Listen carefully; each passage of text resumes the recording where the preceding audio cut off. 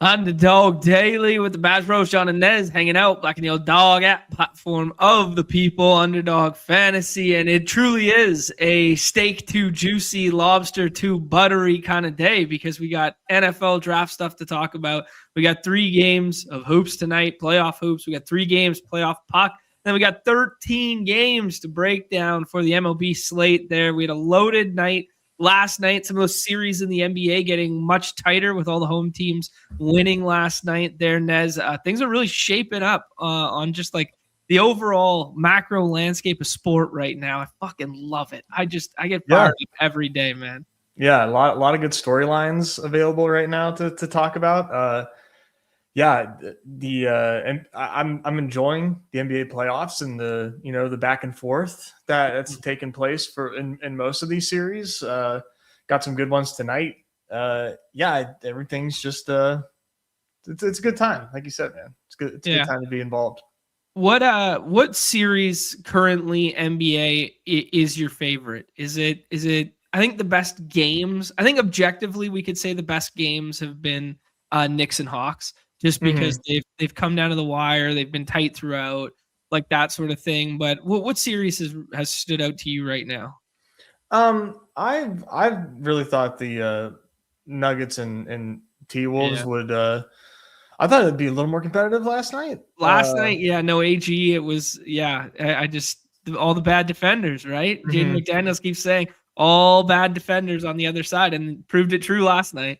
Yeah, I mean it's been very entertaining. It's been very, very entertaining to watch, like to see the bad blood kind of brewing there, is fun. And probably one of the most underappreciated rivalry in sports right now, because you don't think of it as a historical rivalry, but those series have been really good for like the last 3 years. Like every game, that's the thing. Playing.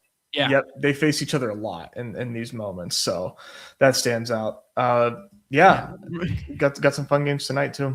Resident Numi there. Numi is on a heater right now. He went to that game last night, and then he's going to the Wild game tomorrow as well. What? Oh dude's on a heater right now. But yeah, full first names and last names doled out in back-to-back pressers from Jaden McDaniels, and he answered the bell last night too because he went double-double last night and played so effing well. Yeah, he's a playoff riser, man. He's one of those. So no surprise for me. Yeah, and dude, Io last night, holy smokes. Like, obviously, like, Ant leaves for a little bit, but Io was just killing in transition. Like, what an amazing acquisition for them at the deadline. Like, just... Do you know what his nickname is? No, I don't think so. Io traded for a second to Sumu. That's what they say, dude. That's what they're calling him. Chicago Bulls fans are calling him that. That's so funny. Traded for a second. I mean... no first required. Yeah. What are we doing? We doing? Well, Dillingham's supposed to be that first, right? Yeah. Pseudo first. He was getting played off the court by Matt McClung in garbage time of silly season. That Rob Dillingham? Same player? Oh, good shit, man. Fun stuff. I think we should, pay the NFL. We're going to have tons of time to talk about NFL. We're going to have all the contests dropping on Monday. We're going to talk about everything NFL all summer long. So I don't think we have to give the draft all that much credence, but we'll talk about it on Off and On the Clock on Tuesday when we go back through our draft recap. But truly a nobody knows shit era of sport, which is just such a thankless endeavor. Like, it's just I laugh out loud, like just watching the draft and just like, yeah, we don't know anything. We have no idea what these teams are gonna do. Do you think we're smarter than the teams, or do you think we're just not tapped in enough to even marvel what they're doing now?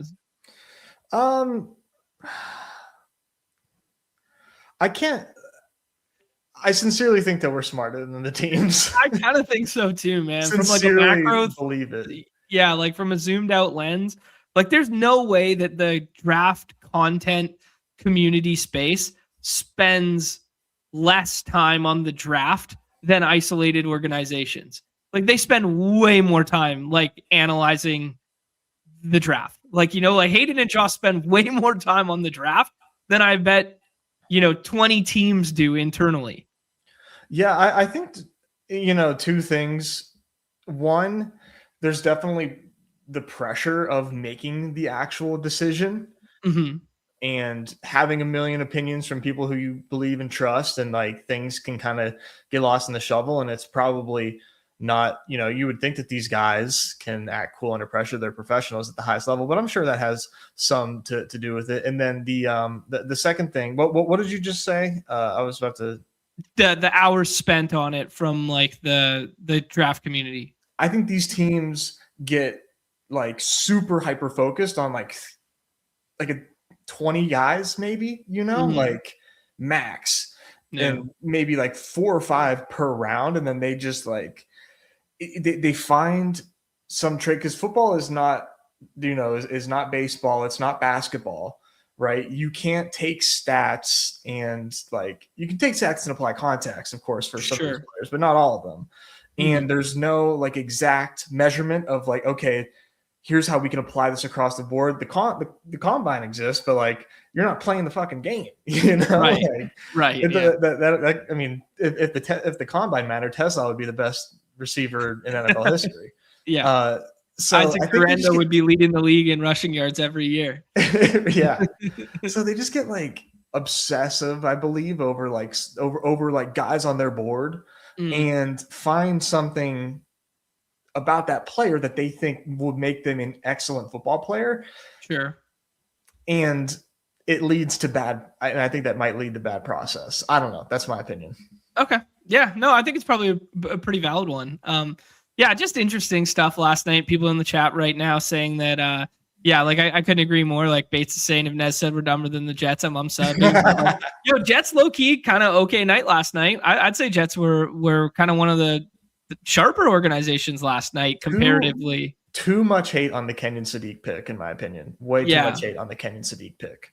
Yeah, and they move up and they get three in the first round, and they address, they get the defensive spot that they wanted, then they get the tight end, then they get the wide receiver. They checked all their boxes. Like that, I thought it was pretty legit. Yeah. So yeah, but in a vacuum, we can agree with Bates there. Like I thought Jets had a solid night though. Yeah, but this was the one that everybody wants to talk about, is like the Cardinals, right? The Cardinals are, whatever, forecasting X years away. They get rid of Kyler. They're going to run into the season with Jacoby Brissett here. And then they go, yeah, what's really going to change things around after we already paid Tyler Algier is that we're going to go ahead and take, why am I blanking on Jermaine? Yeah, Love's name. Yeah, so that was kind of like the one that like really stood out for people. And then after that, like, I guess power to the Titans for like being like, hey, we need to address the wide receiver position and get some help for Cam Ward and push this like, Dayball offense in the direction and not taking the Reese fall. But I don't know. I thought they probably could have addressed wide receiver at another spot, and then they had like kind of like a gift in their lap there with Reese. But yeah, I don't know. Just macro thoughts. Top end of draft board. Yeah, I was a little surprised by the Cardinal Tate pick.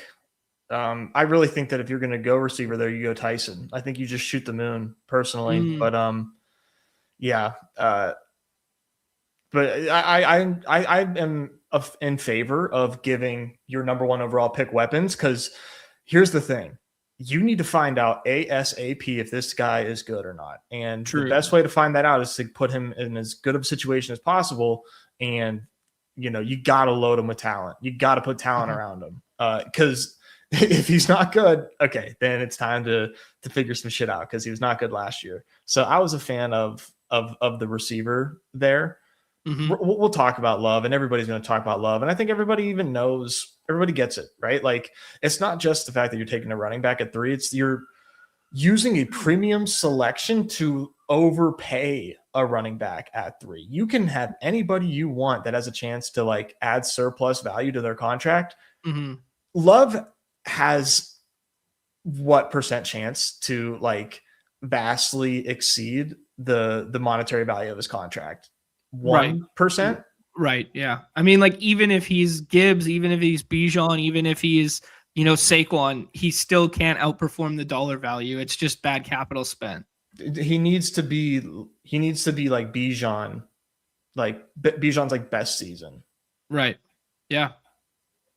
Yeah. And you just paid Algier too, which is, I mean, I feel bad for Algier. Algier, like Atlanta smashes on Algier in the draft. They get good capital, and then Algier gets cucked, and then Algier finally gets the bag, and then Algier gets cucked again. I feel bad for Tyler Algier, man. This guy's done nothing but play well, stay healthy, and outperform his draft stock. And now he gets cucked back-to-back teams with the 101 running back going in front of him. Like, he has to be a trade candidate, or him or James Conner have to be a trade candidate. Yeah, I don't think you would ever trade Algier after just signing him and then doing this. Like, I just don't think that's like, hey, maybe he's a trade candidate like next year or something like that. You were picking 3 the whole time. Yeah, but yeah, maybe the James Conner or the Trey Benson stuff becomes like expendable, or even cut candidate. Benson's cut. Yeah. Yes, I don't know. Someone might give up something for him, but yeah, he's gonna. I don't know. Benson landing somewhere else could be kind of fun. Anyways, I agree. Yeah, I don't know. Lots of movement, man. Obviously the Ty Simpson stuff was just shocking in general. Yeah, KC moves up to get a guy that probably would have been there at their spot, but maybe they know better than we do. Sonny Styles was like a nice like GM fall, I guess, for like a landing spot, because a lot of people had him like penciled to the Titans or something like that. Yeah, anything else to say on like some of the, let's just focus kind of on the skill position stuff. Like the Lemon situation was crazy. You want to talk about the Lemon situation with your Steelers? I mean, I'm sure everybody has seen the clip of Lemon receiving the call from Pittsburgh first. Yeah. And then the agent running up and telling him that Philadelphia just traded and drafted you. I mean, it's so embarrassing. It is like, that is just like the pinnacle, peak modern day Steelers to have that happen to you is just like unforgivable. Incredibly embarrassing. Yeah. And then they kind of admitted after that they were like, oh my God, panic button. What do we do now? And they actually do make a pretty good pick in my estimation by going with offensive tackle that people liked out of Arizona State there.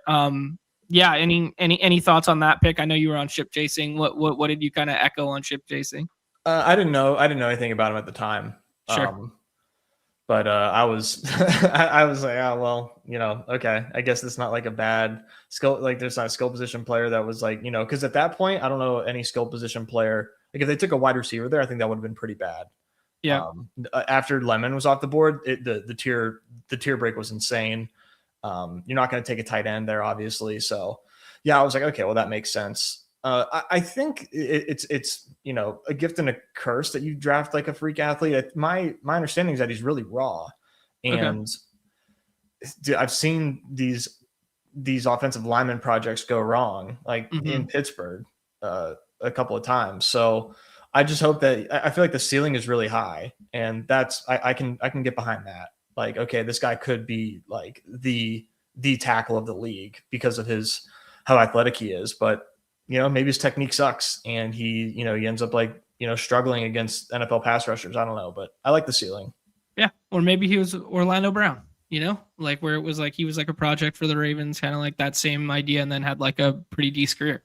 Yeah. Yeah. Either side of the coin there. Right. KC Concepcion, a lot of people are going to get excited about that. We talked about the Browns needing a fit. Dude, shout out to Hayden for nailing this Malachi Lawrence stuff on the show with, what the hell is the guy's name with on the arena? Akeem Talib? No, the other guy, the famous guy. Skip? Yeah, Skip. Yeah, I couldn't Jesus Christ. Skip Bayless? Yeah. Dude, I literally just couldn't even think of his name right there. Wow. Dude, Skip doesn't make it on TV in Canada, man. We're smarter than that. No. Everyone knows Skip. Oh my God. Anyway. No, I just blanked on Skip. But like Hayden said, there's a clip going around right now where Hayden just like said point blank to him, like, hey, what if your Cowboys do this at 20? And like everybody else was kind of poo-pooing it, and he fucking nailed it. So that was a pretty cool clip that'll live forever there. So thought that was pretty cool. And then yeah, man, the price, smoke, fire, whatever everybody talked about, I didn't think they were going to do it. Seahawks end up doing it. Saw a pretty funny tweet last night. I think it was in our Discord there when I was just going back through it after I got off the ice last night, and saw a pretty funny clip about how the Niners didn't pick in the first round. Niners didn't pick in the first round, and they were the most successful NFC West team last night, which is probably pretty true, man. It's I think it's damn true. Yeah. The price pick just seems pretty funny, man. Like everyone called it though, which was was need at the easiest to replace position with your first round pick. Gotta do it. Unfortunate. Gotta just get that stuff back. Emo Cowboy rolling through for dropping off the run good for one Badge Bro sub there, which means he's gonna run good all weekend. Emo had a pretty good submission to the So You Think You Could Tout, sang himself an emo adjacent song there. Yeah, I guess last one to hit on, Nez, before we talk about the games from last night was just this one. Tyler Shuck, Olave, and Tyson now Joseph's name in the chat there. I think people are pretty excited about that fit, the workout, the smoke and fire of, Saints wanting him there, then the workout stuff, then the Underhill confirmation. That one kind of just was like etched in stone for a lot of people as it came into draft day and came to fruition. Just thoughts on Jordan Tyson there. Love it. Yeah. Love it, man. Kind of nothing bad to say. No. I mean, that's a great landing spot. I thought Shuck looked great last year. Love Kellen Moore there. This should be cinema. They were in desperate need of a wide receiver too, obviously. God, there's so many targets available for Jordan Tyson here. Yeah, should be fun, man. I want to get excited about Saints offense, but we'll wait and see. From a fantasy standpoint, it's kind of like, I don't know what move from yesterday, like just in a vacuum, is like, hey, I'm most excited about that. I think Jordan Tyson. Yeah, I think it kind of has to be, right? Like the Tate to Ward stuff. Okay, maybe like, yeah, I don't know. Yeah, I think Tyson. Yeah, like Ty Simpson's like full contingent plan. Don't want to get excited about Sadiq because we just had Geno with an elite tight end and it didn't really matter. Now we get Geno with a guy who's younger and like a little bit of a project. Maybe Lemon as like replacement for just vacated targets from the AJ Brown. Not a 1-for-1, definitely not very much overlap in their skill sets. But yeah, Lemon was big time Hardo energy when he was going up, like big, like mean mugging the whole way, shades on. Like I didn't know how to feel about that. I loved that Jordan Tyson was like crying like nonstop and he's like singing along to like the songs and stuff. I was digging Tyson's energy versus Lemon's energy just from the draft eye test. Yeah, I didn't actually see the entrance there for them, so I'll have to go back and watch that. Yeah, it was big Hardo energy from Lemon. Like he just didn't really break, deadpan, like didn't really hug back. Like everyone's hugging him, but he's not hugging back. Like, it was pretty Hardo. It was like, yeah, I didn't really know what was going on. I put this on Twitter. Clearly. Dude, I put this one on Twitter, and this will be our last kind of like draft thing because we have so many sports to talk about today. But I put this one on Twitter yesterday. Mendoza, knowing that he would be 101 for like half a year, knowing that he's 100%, and then no showing the draft and staying home with like the big family party, alpha move or beta move?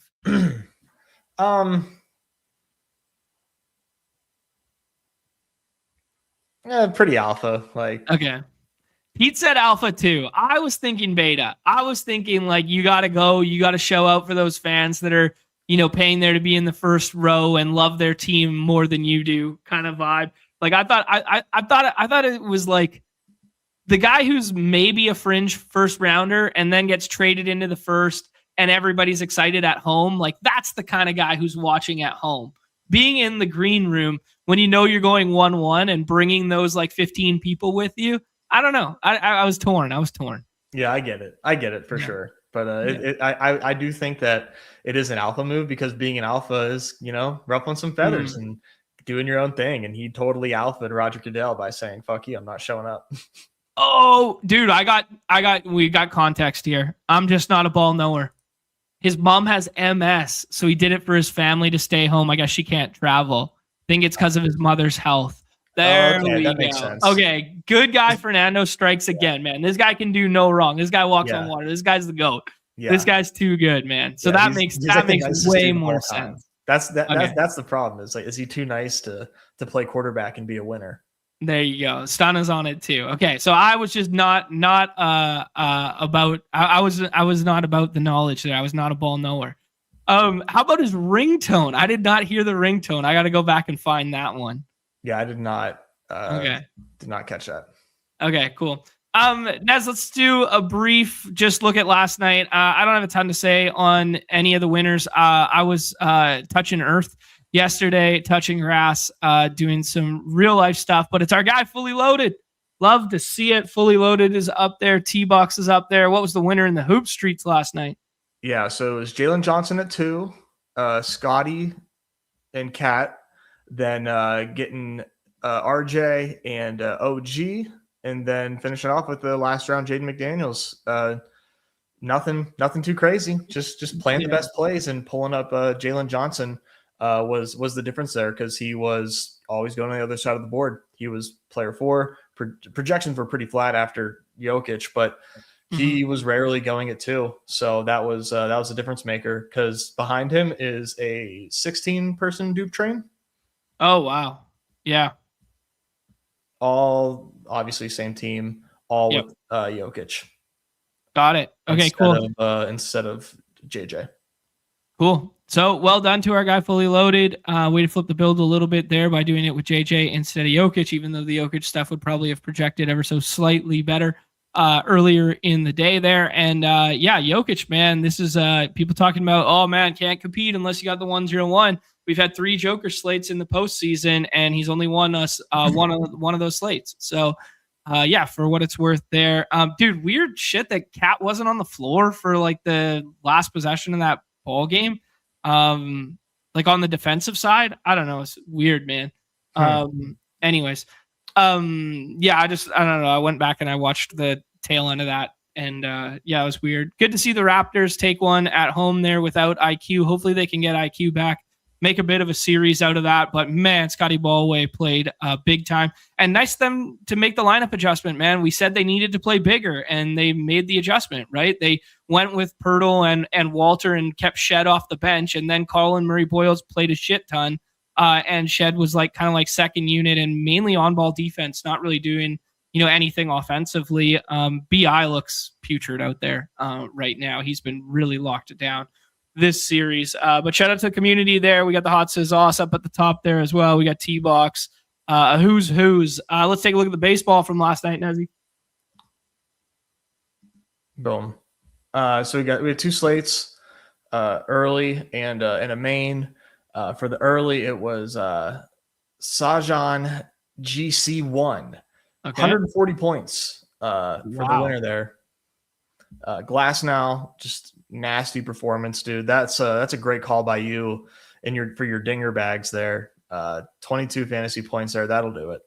That'll do. Yeah, little Xander and Coors, Laureano and Coors, Moniak, one off Riley, and a one off Green as well. So little 2-1-1-1 there for the win. So shout out Riley correlation there. That's true. Yeah, that's true. Little Riley to Riley, and then Jay Baconator Evergreen up here 2 times. Nice. Yeah, needed that Moniak score for sure. Swaps to Brandon Marsh like a boss. Shout out to Baconator. Yeah, well done there. That's pretty sick, man. Coors finally Coorsing there. It fell flat on its face the first couple times, and then actually we'll talk about it today. But finally, no Coors, no Sutter Health stuff. But Windhurst up for the weekend, guys. Mexico City is Coors times Sutter Health times playing baseball on the moon. So if you guys are playing this weekend slates, San Diego is going to be Slam Diego, and they are going to be big time chalk again. Who are they playing? I can't remember who they're playing, but they're in Mexico City. Yeah, it's going to be nuts. And then the main yesterday, shout out to Jay McLaughlin, 11 here with the Cam Schlittler, Corey Seager, Nimmo Carter stack against my Buccos and Bubba Chandler there. Little one-off Josh Bell and one-off Bo Bichette for 26. How about that? Wow. Yeah, shout out to Jay McLaughlin there and Awen spraying the leaderboard as well, Evergreen. Yeah, Evergreen, Car Park, of course. Indeed. Yeah, shout out to Car Park who won the night before. Shout out to Awen who won a bunch more on the Redacted there the last couple days. Sent us some love in the chat there and sent the community some love via the Starbucks gift card. Much love to him. Nezzy takes. I shall takes over for a half second here. We had two more on the X machine. There, our guy Noah gets it done in the puck streets here. He goes out and gets Carolina line 2. Stankoven having a beautiful start to the playoffs there. Jackson Blake gets the game winner in that one at 2%. Taylor Hall, former MVP, putting up 13 fantasy points there. And then he goes the Colorado route. Cale Makar being the big scorer in that one, scored the second goal in that one. And then Colorado runs away with it last night. Truly a contrarian night in the puck streets there, where not a ton of goals were scored, and they were not scored by the major stars outside of Makar kind of being like the only had to have it guy. So when the scrolls get home, so does our guy Noah. And then shout out to Andrew, man. Andrew takes down the $3 triple play one there.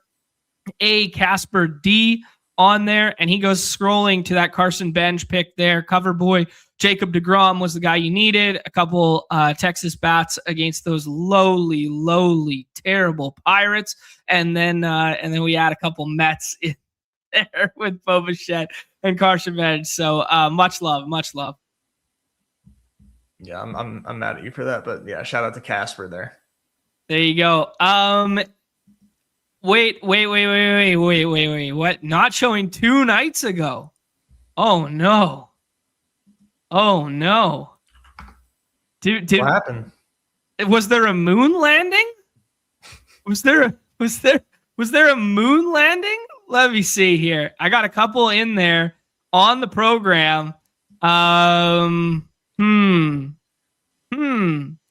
right. Curious. I don't see an Eggers name up there.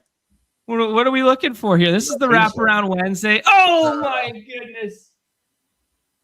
Miracles do happen, guys. Miracles happen. Eggers takes down the forecheck. You love to see it. His boy, Matt Duchene, he goes homer stacking it up. 5-man Dallas onslaught. Game goes to overtime. Jason Robinson, Matt Duchene, and Mikko Rantanen, and then a cutter, Gauthier.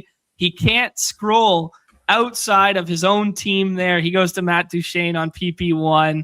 Love to see it. Well done, Eggers. That was a very intelligent scroll. When everybody was doing Wyatt Johnston, you go to Matt Duchene. Nice pivot, my friend. Big dub. Love it. I would have taken Duchene too if I played. I always draft Duchene. Ooh, nice. Couldn't happen to a worse guy. Let's move on with the program. Oh, much love, Eggers. Much love. Nezzy takes the tail of the tape for today is that injuries have reared their ugly head on the hoops streets again here.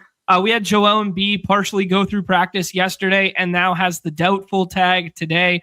Well, let me just set the line for today. It's Boston at Philly. It's Lakers at Houston. It's Spurs at Portland. Both those two of those series are 1-1, and the Lakers are up 2-0. And we got a surprise Austin Reeves Q tag for this one when we thought he was probably about another week away. Here, Kevin Durant doesn't look 100% out there. He's come and played one of those 2 games and now has a left ankle Q tag here. And then everybody saw the Victor Wembanyama concussion where he hits his head on the deck pretty hard. I'm going through the unabated stuff right now, and I'll just read you guys what Fam has written here.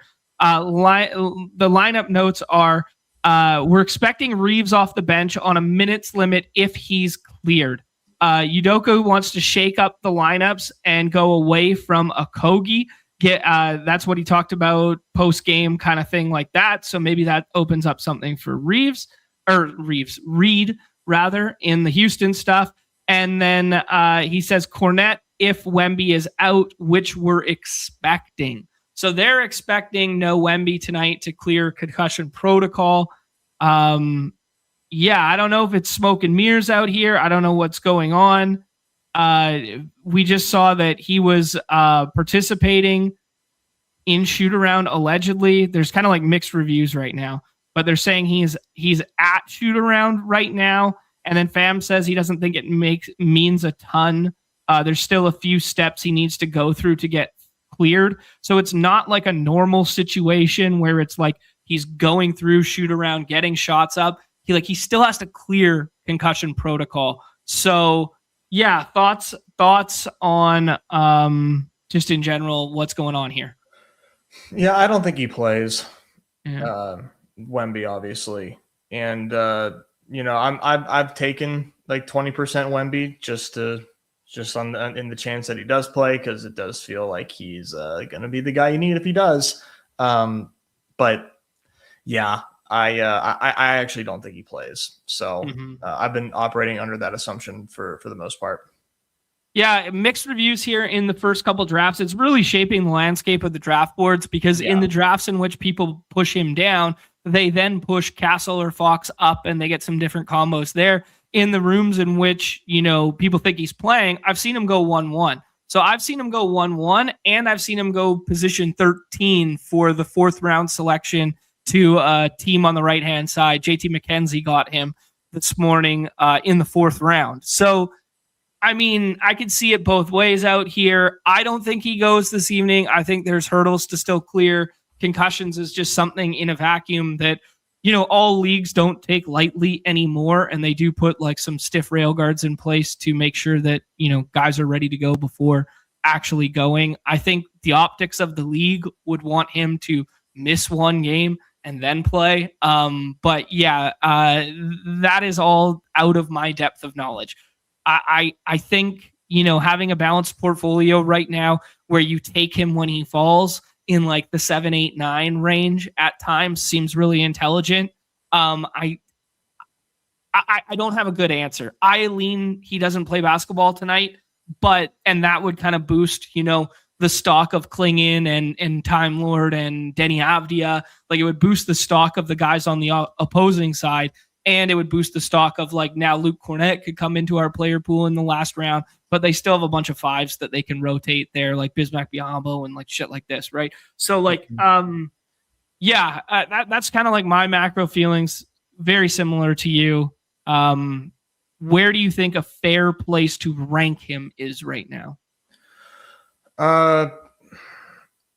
I was doing a little bit at the 5-4, or taking them like 4-5, letting them fall. To me, like, I think probably 8 makes sense. But there's video of him at shoot around. Yeah. So yeah, I just saw that. Yeah, that's the stuff that Fam says he basically that's what Fam's responses were to, that he doesn't think it matters because it's still. He said he didn't think it mattered that he traveled with the team. This shoot around just dropped like 10 minutes ago. Did that? Yeah. Look, no, this is right here. He just updated it. Okay. He's in real time. Like, he's wearing a black jersey, man. I don't know. Yeah. Okay. Yeah. He's basically saying that it's different than a normal shoot around video because he still has steps to clear. Got well, it. I don't know. I'm just regurgitating what I'm reading and sharing. I was making sure that was up to date. Okay. Yeah, that was 9 minutes ago from Fam. So okay, yeah. That's just kind of that. It's a guessing game right now. Like I going through shoot around is bullish, I guess. Like the fact that he's in his starter's jersey with the rest of the team, that's all bullish. But yeah. I mean, why you are you putting on the shooting sleeve if you're still in concussion protocol? I don't know. I mean, Stun is saying if Wemby is in concussion protocol, he wouldn't be able to do shoot around. I don't disagree. Yeah, like you shouldn't really be doing a ton of activity, but I don't know. You remember who was it last year that I think it was Aaron Gordon last year who had a concussion during the playoffs, and Gordon? Maybe I'm misremembering. But anyways, it was someone, and they were talking about how like not going in the arena, like they were told not to go in the arena because of how bright the lights were. So like they were said in concussion protocol, don't go in the arena. So they were not present at shoot around, but I can't remember who that was. Interesting. Yeah, that was last year. Interesting. Fuck. That's going to piss me off now that I can't remember it because people think I'm just, misremembering or making stuff up. But I vividly remember the brightness of the lights was like a thing that like, hey, you can't go through shoot around because we can't have you in the arena where the lights are so bright. Yeah, that would totally irritate a concussed person. Yeah. But also clearing it in that short amount of time seems crazy. Yeah. Oh. Awen, are you talking about the credit stuff from last night? Yeah. Was he a recipient of said credit last night and now they took it all back? Mm-hmm. Did you register with said credit? I don't know if you did or not. Awen, answer if you registered or not, because I'm curious if they canceled contests or not. Okay. A 90K last night? Jesus. Huh. Interesting. Okay. Yeah, I know there was a big faux pas on one of the redacteds last night. That's what we're talking about in the chat right now.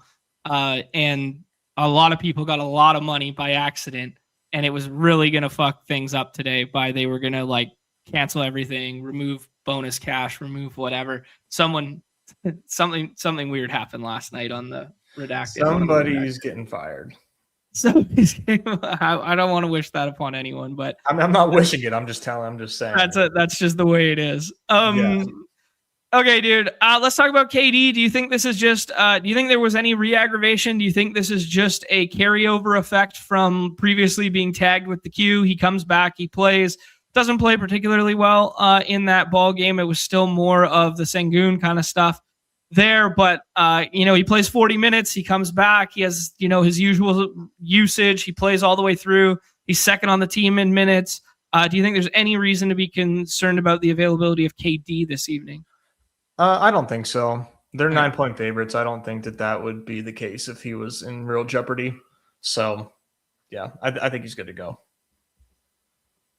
Okay, makes sense to me. And then the Austin Reeves / Embiid stuff. I'll just say my piece. I think it's a little early on the timeline for Reeves.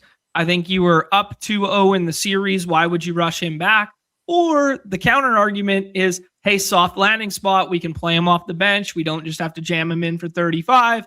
And, we'll put him in for 20 minutes, something like that. And he can ease his way back into the fold. These guys are competitors. They probably want to play playoff basketball. This looks like the Q tag before the Q tag to me, but I would not be shocked if he was like, hey, man, 20 minutes off the bench kind of thing tonight to ease him back into form. That's kind of my piece on Reeves. Do you feel similarly or differently? Yeah, I feel the exact same. That would be what I would expect if he is going to be active. I don't think that he's a good pick. So, yeah, I'm not going to have a whole lot of Reeves tonight.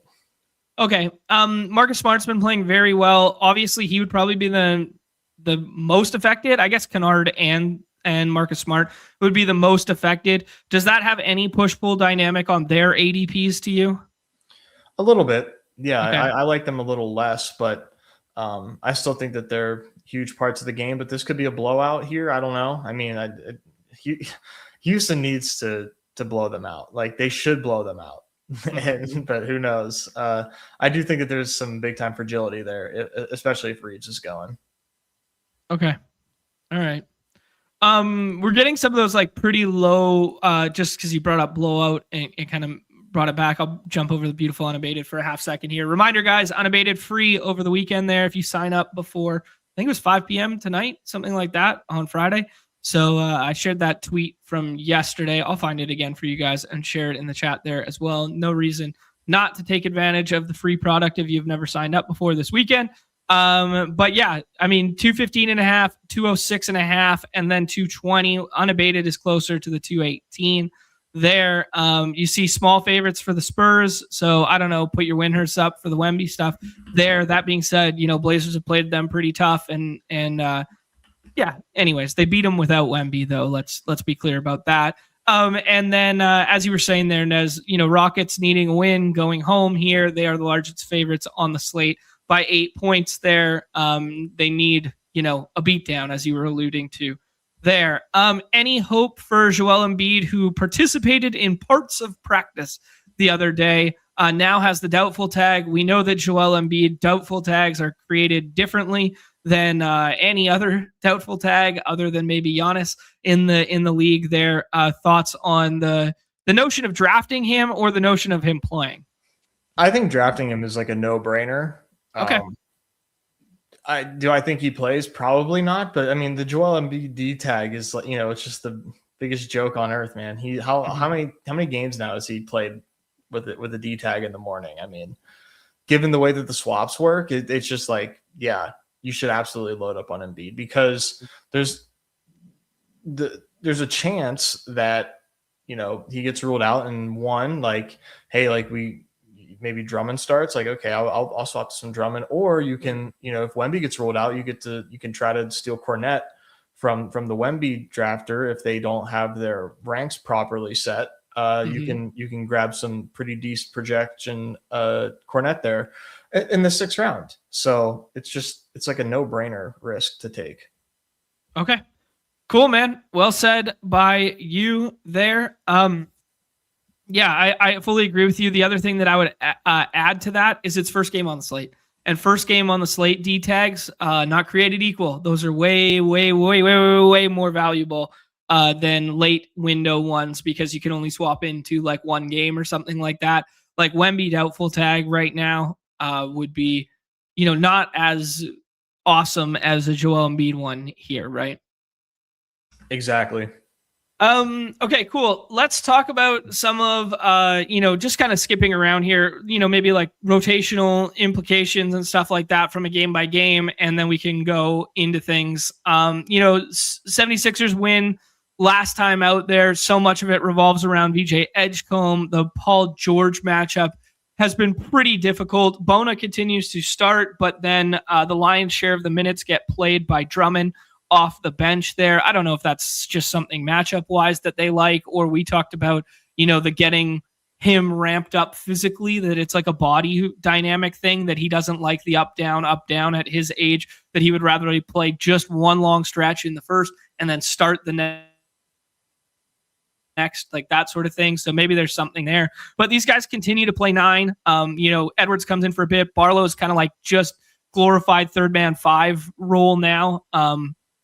Maybe a little bit push-pull with PG. PG continues to, have kind of a tough matchup and kind of have the BI treatment right now, where it's like he's scoring more fantasy points than BI, but he's just very mid-range or bust kind of thing right now, not getting to the hoop in a big way. Yeah, just thoughts on Sixers in general here and kind of like favorite plays.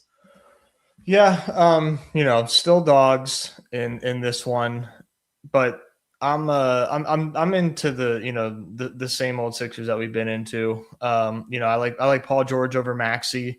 Okay. I'm not sure if they're ADPs. I'm pretty sure. Like Paul George over? You mean Paul George over Edgecombe? Correct. Sorry. Oh, yeah. That would be obviously nuts. I have a lot of Paul George right now. I mean, this series is pretty interesting, man. Like if they're 7.5 point dogs at home, but I kind of thought that the Sixers were kind of dangerous this whole time, So I'm kind of into it, dude. I'm into it. I think Paul George is like the most bullish like player here for me. Like I'm not drafting any Kelly Oubre. I'm gonna have very little Edgecombe because like he just balled out. But who says you can't do that at home? And then I'm like at the field on Maxey, so nothing like too aggressive for me. Okay, is Maxey your 1-1 today, or do you have him a little bit further down behind like the Braun tier and that sort of stuff? Oh no, I have LeBron 101. Okay, sounds good to me, dude. I've just seen Maxey go first a couple times and was kind of like, oh, okay, maybe there's a little bit of alpha there. Other side here, man, we keep talking about the Jays. Jays balling out in a decent way there. They find a way to lose last game, but so much of the production is just funneling through the Jays right now. This team has become way more concentrated and condensed with their fantasy output than I think, we've grown accustomed to over the course of the season. Like over the course of the season, it's like, sometimes Derek White gets home. Sometimes Peyton Pritchard fills it up off the bench. Man, when there's way more overlap and these guys are playing near 40s between the Jays, it's just all the fucking Jays, dude. Like that's just it's Tatum and Brown. Like that's it, man. First two games rather of this series have just felt that way. I've been overweight Derek White both times out, and it's been bad. Bad. Yeah. You see that like Vooch, getting those 18 at the expense of Keita. He just gets a little bit cooked by Drummond. Keita's not a focal point of the offense on one end. Hauser's only out there to shoot threes and play D. And he basically only does one of those two things very well. I don't know, man. Maybe we can bet into Pritchard closing in some iterations of lineups, as you see here, where like Pritchard closes over Sam Hauser, so the minutes get up a little bit higher and he becomes a little bit underrepresented in our games.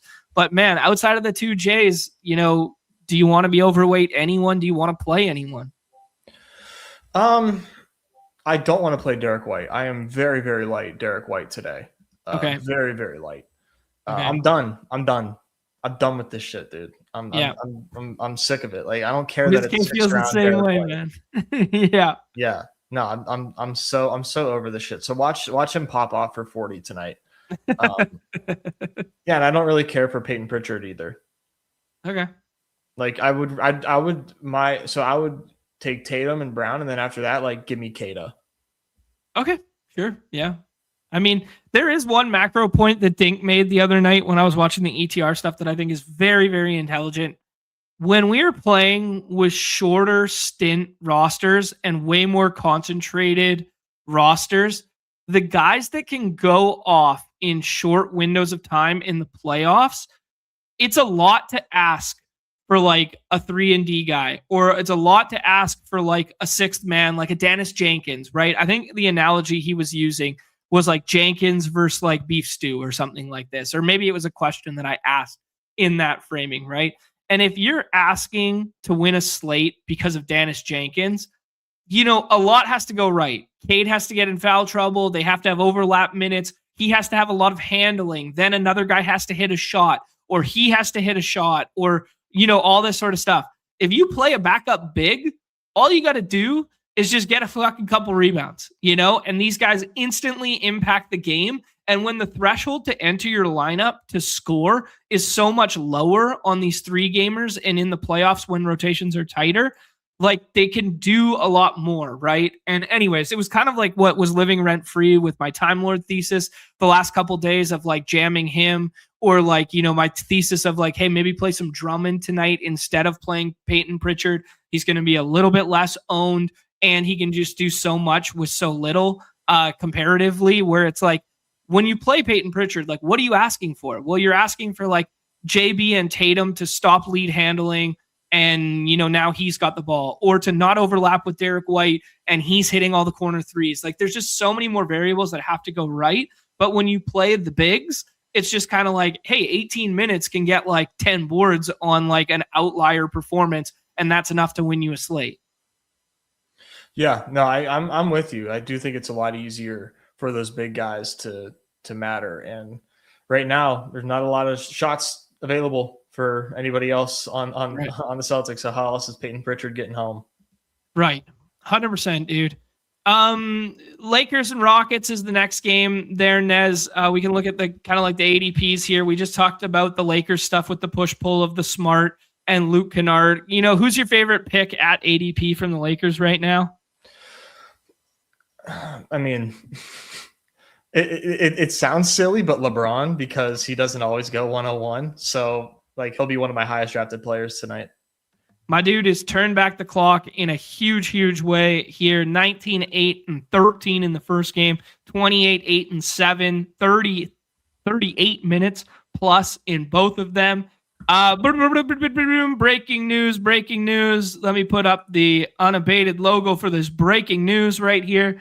Justin Pham has just DM'd. He's going through one of the next steps of protocol right now. So Wemby is going through the next step of protocol as we speak. We'll report back in a half second there. We're going to hit him with the triple emote. What is that thing? Exclamation points emotes there. All right, cool. All right. There's your boots on the ground take. Yeah, man, you talked about Rockets needing a win in a big way. We talked about them potentially having some lineup changes here. Who do you think would jump into, their Udoka said like, hey, we got to get Reed some more minutes, but it was Tari who wound up closing at the expense of Josh Okogie last time out. I think it's Okogie out tonight, and I would venture to guess it's Tari in. And then Reed just plays more as like the second unit handler and as sixth man up there. And then these Aaron Holiday stretches kind of disappear and those minutes go to Reed Shepherd. Yeah, that's kind of like my bro science read on the situation, which would just kind of bring in the last round, a little bit of Tari Eason, a little bit of Reed Shepherd. But I think there's 5 draftable guys here probably, and I just kind of want to be concentrated around the top 4. But what are your thoughts on the Houston side? Yeah, I think they have to try to give Reed a good shot tonight. Okay. I don't know that it'll work, but I think they have to try something new. Yeah.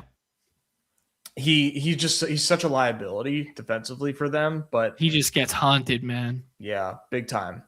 So they got to find something to do there. But he's so like offensively, he's like, I think he outweighs those defensive woes, and I think you just kind of hope that you score more points than the Lakers here, man, because he matters a ton for them on offense. So I think they got to figure it out. They got to find a way to get Reed on the floor because their lineups are so much better with him, even with the defensive liability stuff.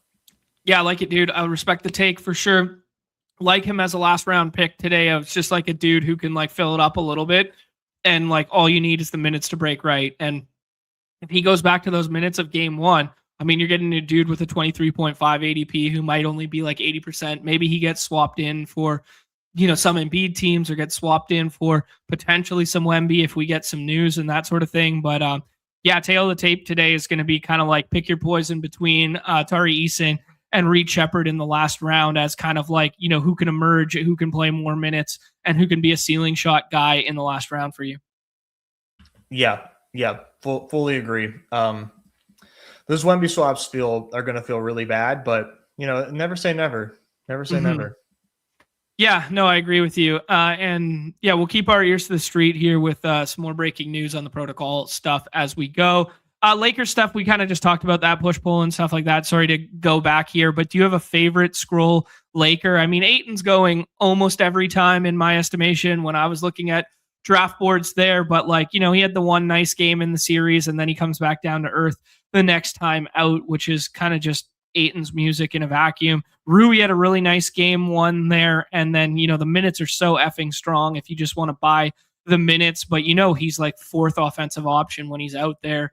Yeah, anything for you Lakers-wise that you want to scroll to today? I think I would maybe get to some Rui, just because he's been on the floor so much. But I've mixed feelings on this one, man.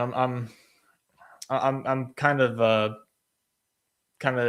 out on a lot of these Lakers, other than LeBron. Cool. Yeah, I respect it, dude. Yeah, I think it's really hard to decide. Like if you're gonna go Smart, Ayton, Kennard, like those 3, how are you gonna rank those 3? They're separated a bit by ADP, but I think like if you play Reeves as out, or even if you play Reeves off the bench for 20 whatever minutes, like how are you ranking this tier right now from a draft angle?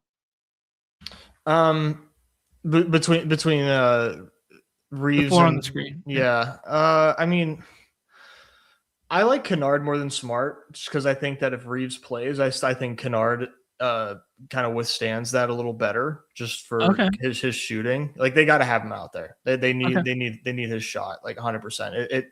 It makes life so much easier for Braun and everybody else really.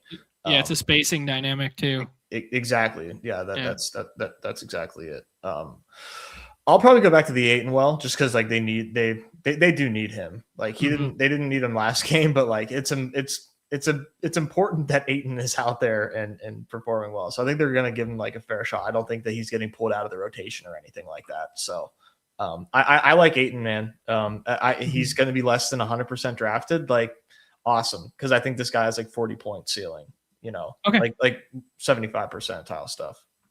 Okay, cool. Yeah, seems good. There, I will share last time out that like here's another just like reason why backup bigs factor in, and like nobody's gonna play Jackson Hayes today. Like Ayton's not even in foul trouble, and they just go like, yeah, we're gonna play him off the floor because he's playing poorly, and go Jackson Hayes' route, and then Jackson Hayes plays almost as many minutes as Ayton and scores more fantasy points, neither of which would have mattered on the slate just because they were not, high enough thresholds of scores to matter. But just another like kind of like feather in the cap for like, hey, if you're going to shoot the moon on like some scroll dynamic here, like why don't you just pick the other 5 if one's going to be drafted like 90%? Yeah, I get it. I get it. I just don't think you're going to see a ton of Ayton drafted today. Yeah, perfect. ADP. Yeah, it makes sense to me. All right, dude. Now we have the big Spurs debate here. As you can see in the chat, we've kind of talked about the dynamic of Wemby falling and like that sort of thing. And OG Kush Sage, nice, right on. Got it. He got a LeBron and a Wemby from the 4 slot in a draft like an hour ago.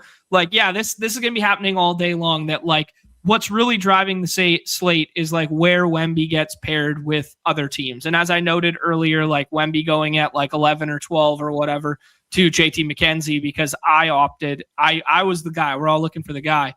I got a fall of Amen Thompson in the 3rd. And I was like, well, I mean, this feels, more solid and less obtainable than a Wemby in the 3rd fall. So I just opted for it and then dared JT McKenzie to try and give Wemby back to me.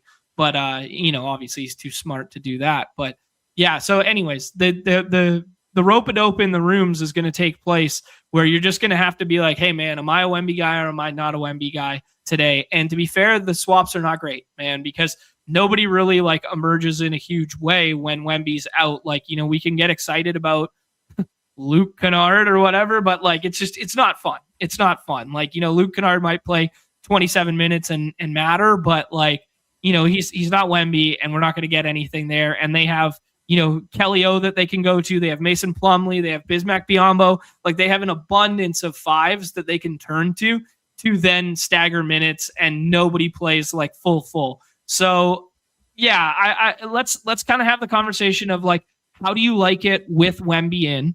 Like, is Wemby the 1-1 if we knew he was playing basketball right now? 100%. He would be 1.0. Okay. So if Wemby's in this evening, you got to be minding your combos of like Castle and Fox alongside him. But how do you feel about their ADPs if Wemby was in? If Wemby's in, I think that their ADPs are mostly fine. Okay. Castle, perfect. Yeah, like Castle, I would be taking around there. Fox, I'd be taking around there. Like, I really think their ADPs are fine. Who do you prefer, Jrue Holiday or De'Aaron Fox if Wemby plays basketball tonight? Jrue. Okay, so there might be a little tinkering in the middle tier there and a little bit of hedging for Wemby to be out here. Okay, now let's play Wemby's out, and we're dealing with the Spurs. Luke Cornett comes into our lives in the last round, but as I noted, there's a whole bunch of 5s. Can we play Dylan Harper? Can we play Keldon Johnson as a 6th man? Can we get excited about, any of the power forwards, most likely Julian Champagny? Like, can we get excited about any auxiliary stuff? Like Vassell hit the 3s and had all those rebounds last time out, had 44 fantasy points and won the slate. Can we expect anything close to that again? Just thoughts on what it would look like without Wemby this evening, and if it excites you to get overweight on.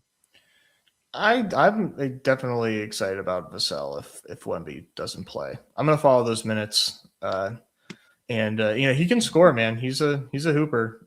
Used to fill it up for them like more often than he does now. So you take Wemby out of the equation, I mean, it just changes the entire chemistry of the team. And yeah, I think Vassell benefits, and Cornett, of course, I'm into. If no Wemby, like he would probably be player 2019 or 20 if Wemby was out, I think. Yeah, would you like Cornette or Ayton tonight? Cornette. Okay. Yeah. Yeah, I respect the take for sure. You can take a look here. Julian Champagnie had a little bit of foul trouble there, had 5 and played with 5, but there's obviously push-pull between Harrison Barnes and Champagnie, but it's been Champagnie's music for the last while here. Probably scrollable in the last round if Wemby's not there, but nothing amazing. You guys could see the Vassell was the huge night there. Him and Fox played the exact same amount of minutes there. The closing lineup had Luke Cornette in it there. We also had Dylan Harper play more than Keldon Johnson, but Keldon Johnson had more fantasy points there. We have a little bit of covers rolling through just to say that, Dylan Harper night tonight. I don't think it's a bad scroll by any stretch of the imagination, but it's obviously, it's thin, it's contrarian. But yeah, thoughts on, anybody else that's scrollable here as I bring this back up. I don't really have a whole lot of scrolls here for the Spurs, man. Okay. They're tightening it up and somewhat, and there's just not a lot of efficiency, not a lot of ceiling. I'm good on it. On a 3-game slate, you don't have to do that. Okay, yeah, I would rank it probably like this: Castle, Fox, Vassell, Cornette, Champagnie, and then kind of like a line in the sand, and then Champagnie, Harper, Keldon Johnson. I do think it's interesting that basically after Wemby went out, like despite having all those other 5s on the roster, that nobody played. Like Carter Bryant was the guy who took the stints that Luke Cornette was not out there, and they played like a little bit smaller and played some small ball units. So I imagine that overlaps with when Time Lord was out there opposed to when Klingon was out there. So yeah, my assessment is basically correct. Yeah. So Carter Bryant played backup 5 minutes against Time Lord for a good stretch there until Cornette closed against him. So yeah, that's kind of like the push-pull there. So nobody's going to draft Carter Bryant, but according to the rotations last time, he was playing backup 5, small ball 5 unit kind of vibe. Okay. Then the Portland side, dude. I saw Denny Avia's ADP and I was like, fuck, man, if we're going to play Wemby out today, like give me some Denny like in my life. I know Denny didn't have the best box score last time out, but what Denny does so well is get to the rack. And if you're going to play Wemby out, I think you have to play Denny up, because what Wemby stops the best is what Denny does the best. So there's some push-pull there. So if you're playing Wemby out today, I think you have to be more bullish on Denny. It just becomes difficult of like, who do you take him over? Do you take him over Maxey? Do you take him over the Jays? Do you take him over LeBron? Probably not. So I don't know. Thoughts on Denny at the top here, and then kind of like the trickle down throughout the lineup. Yeah, I think if Wemby's out, Denny's probably like the 103. Yeah.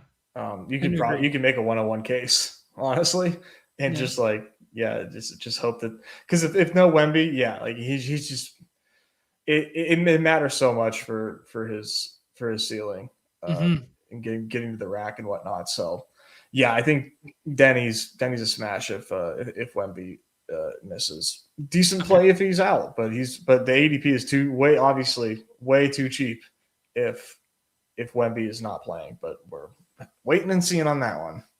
Right. Yeah, absolutely. Denny was playing with 5 fouls last time out, but I believe it was like that very last stretch where he got 2.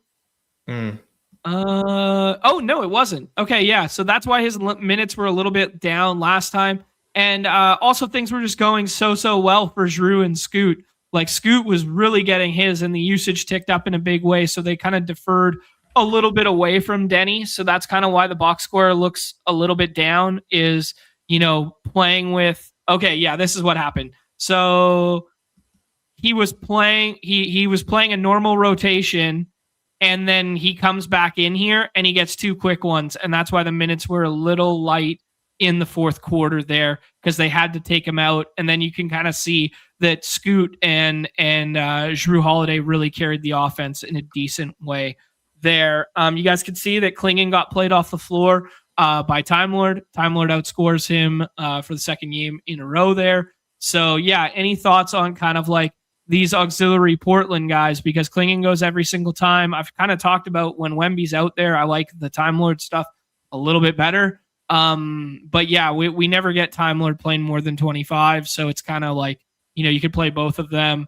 Scoot's ADP seems a little frothy despite him playing good ball last time out there, but it's like, it's poor man's Jalen Green where it's only going to come via scoring. So it's kind of like, it's not the type of guy I want to bet on where it's like when he's getting drafted 100% of the time. I'd like him more as like a dart throw if he wasn't getting drafted 100% of the time. Jeremy Grant's minutes a little bit down comparative to what we've seen, hasn't been starting. So like, I don't know. Is there anything to get excited about with Jeremy Grant? Shaden, Kamara, he could do the defensive thing and he's going to play a lot of minutes of on ball. Anything you're enjoying here? I am liking Drew, and if I'm playing Wemby out, Klingon, really enjoying the Klingon stuff. The rest of these guys, I'm not really like loving. Scoot like is just like a box score thing, but like he looks good, man. He looks when he's on, he looks fucking awesome. Yeah. But he looks like the lotto guy, like he looks like the jump out the gym guy, man. Like both him and Shaden show flashes at times that I'm like, these guys can fucking play, man. It's just, yeah. Yes, but it's a tough sell at like 95% drafted. So right. I'm probably out on that. Okay, let's talk about that little range for a second there, just for 1 second, and then we'll hop into draft here, Nez. The little range there where Scoot goes, who do you like more than Scoot kind of like in this area? Like, do you like Vassell more, even if Wemby is in? Like, do you like Ayton more? Like, because I think a lot of people are stuck right now when they get to the Scoot pick and they see this 30 projection, they see the 20, and then they look at the box scores and they go, man, he's playing big minutes, he's going whatever. Like, if Scoot wasn't going scorched earth last time and Denny didn't have foul trouble, he's probably not playing 38, guys. Like, he's probably back down to that 28-30 that we saw in game one. I mean, maybe you factor in the garbage time in that and he gets to 30, but like, who is kind of like in this range that you would rather take than Scoot? I think the Rockets guys. Sure. Tari and Reed? Mm-hmm. Yeah, sure. Yeah, that would be my preference there. You got Robert Williams in the queue. I mean, I think he's even in a viable option, and then Kata as well. All right, Kata, Time Lord, the Rockets guys, Embiid for the swappability, and any Drummond for you, Cornette getting ahead of like, hey, Embiid's not going to play, and hey, Wemby's not going to play. Any not saying that that's absolute, but any getting ahead of that? I don't love doing that. Yeah, you're just a swap only guy. Yeah, until I get the news. Yeah, you're risk adverse, huh? I am. I am. There's it's high risk. Question mark quasi reward. Yeah. All right, dude. Let's hop in here alongside the solver and see what's cooking.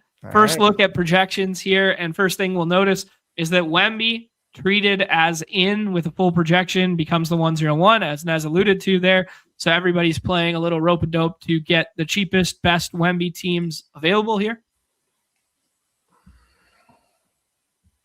Yeah, we'll see. I doubt he makes it back to us in this lobby. Yeah, I don't know. I'm really curious how people are playing it. I think the newest shoot-around news and the fam going through second steps of protocol right now news is really going to, push people in the direction of taking Wemby a little bit earlier. That's what I'm anticipating, right? Like, I just don't know that he'll be there for us. Okay. Nez, what happened here? You made everybody leave on ship chasing last night? Yeah. Oh, jeez. Yeah. I mean, it was time for them to leave because like they brought on like myself and Steph, and we were going siete box on ship chasing. I just had to count to 9 in Spanish there. Make this pick, and so LeBron? we get there, and I'm wearing a Justin Fields shirt, and I'm saying, I'm rocking the Justin Fields shirt for the draft because I'm the last remaining Fields defender. And Davis goes, oh, I thought that you would wear like an Aaron Rodgers jersey. That would go hard. And I said, an Aaron Rodgers noose would go hard. And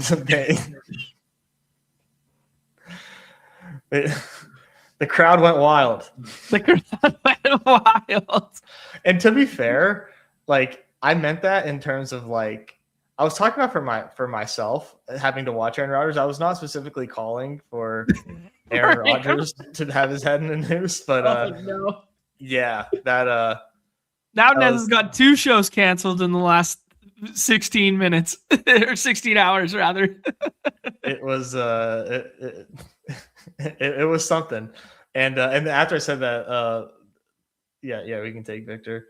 There's this dude Laquan on there. He's like, guys, he had already a couple moments had been like, this is insane. What is happening on this program? He left. He's like, I'm out. KD. Yeah. And then Cooter Doodle left like right after that too. She's like, I'm also gonna head out. But I think she laughed. People needed a reason to leave, and you gave them a reason to leave. Yeah. Good, clean fun. It was good reviews. Good reviews. I might have to go back and take a peek at that. I was sad I couldn't join last night. But partly I thought Seattle was going to trade out of their pick anyways. But I was touching ice during the Seattle slot, which is when I would have popped on. But yeah, Mr. Irrelevant. Yeah, Mr. Irrelevant of the first round. All right. What do we got here? So we got LeBron, and then Wemby comes back to us at 7. So you could still pair 1-0-1s together. KD at 10. We think KD plays basketball tonight. KD's price tag's a little less enticing because of let's make the pick here, and then we'll talk about it. Jabari's here. Klingon's here. Marcus Smart. Derek White we're out on, but the projection says we're in on. Who do you like? Jabari. Like Jabari over Klingon. Okay, cool. That's good to know. If we're playing Wemby in, like, I think you go Jabari. If we didn't have Wemby, then I would say Klingon. Man, I'm getting hit with the allergy bombs right now. The full season change right now. Yeah, that's rough. I sleep with the window open, like almost always, to be honest. Like even like wintertime and stuff like that, just like fresh air dynamic. But like, man, like. Just with like all the trees blooming, and it's huge like cherry blossom season around here. And it's just like, oh goodness, sneezes for days. Luke Kennard, Derek White, Vassell, Ayton, or we could start scrolling. I think it's, I don't want to be the guy, but I think it's Derek White. All right, go ahead. Like, I know you want to be the fade Derek White guy, but when I look at this tier and I see these price points and I just go like, man, this guy has like, 4 blocks and 4 threes upside, and he's just like sitting here. And just because we're looking at the box scores of it going poorly for a month, like I'm kind of like, man, we might have to be back in on this.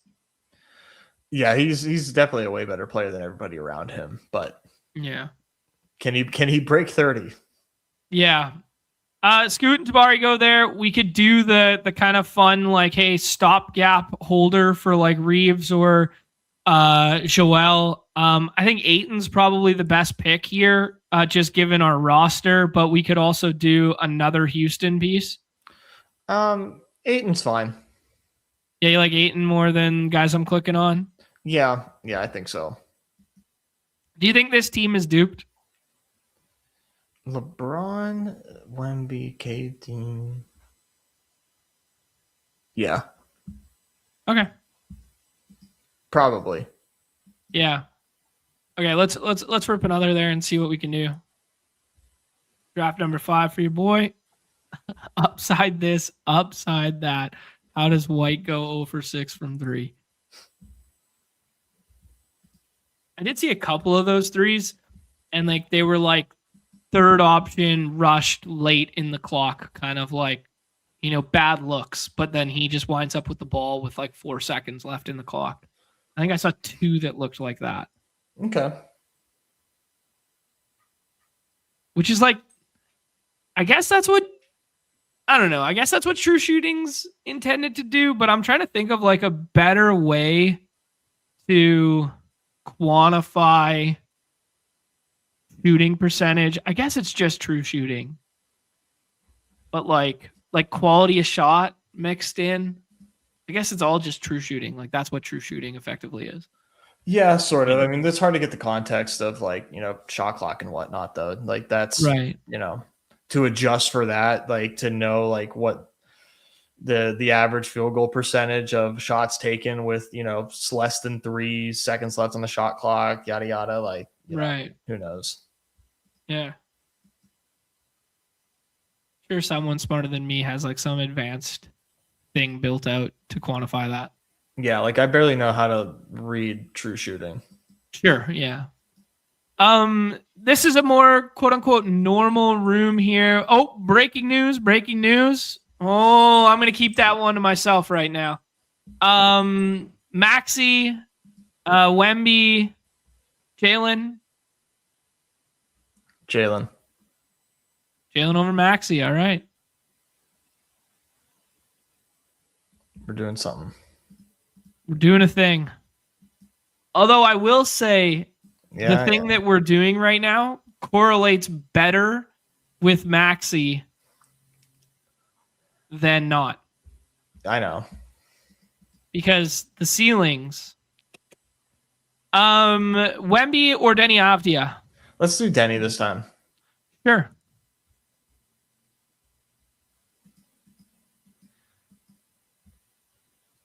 Man, this slate is something. There you go. So Veli 23 is playing I've seen this a couple times now where he's playing Wemby out. So he takes Fox first.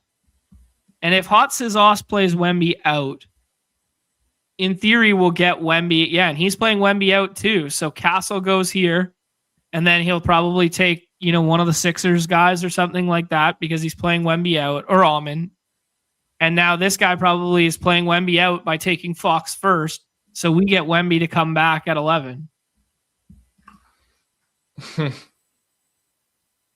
I mean, that's what their lineups are telling us. Yeah. All right, dude.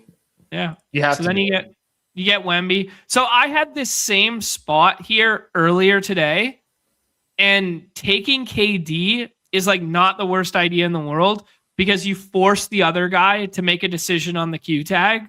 And if everyone passes on Wemby, I think the guy is more likely to pass on Wemby than he is to pass on KD, if that makes sense. Yeah, for sure. Yeah. I do think PG is a little bit of a tier break for me. I'm not reading the box scores like that heavily. I know it's a tough matchup for him. I know he's not getting to the rim, and Kate is really good at protecting the rim, and Derek White's really good at blocking shit, and JB has been really good on ball. But I think PG feels like a tier break there. Yeah, I would agree, man. I have a ton of PG, dude. Yeah. And then you guys are gonna see. We'll see what the Hotzizos does here because I know what the Hotzizos knows right now. So then we will talk about what the Hotzizos knows in a second. You don't think he's doing it? He would have done it right there. Okay. So we'll do it at 19. Yeah. You talk too much, man. That's a bad. Too much. Too much fucking alpha was given out. Why wouldn't you do it where you took clean? Just to fuck with us. He's watching. He knows, man. He knows. He's an unabated guy too. He wore the unabated hat out to one of the parties. He did. How does he have one? And we don't? Come on. He won the golf contest. Oh wow. Marcus Smart or Derek White? Derek White. You got me on the Derek White train. All right. Just don't go over 6 from 3 and play 38 minutes, dog. Okay, so Doubtful Joel Embiid. We led the show with it being different than any other tag on the site. Doubtful Joel Embiid participated in shoot around right now. Breaking news. Beautiful. Thank you. Getting some Kelly Oubre love here. We could also go Scoot Henderson. We could go Vassell, but we played a Wemby team here. Drummond not as enticing. Why don't we play our Reed Shepherd angle? Yeah, I like that. All right, we will scroll here. But as you guys can see, band of projection from like Scoot, who's a 100% drafted guy, all the way down to like, Time Lord and Tari Eason and Kata.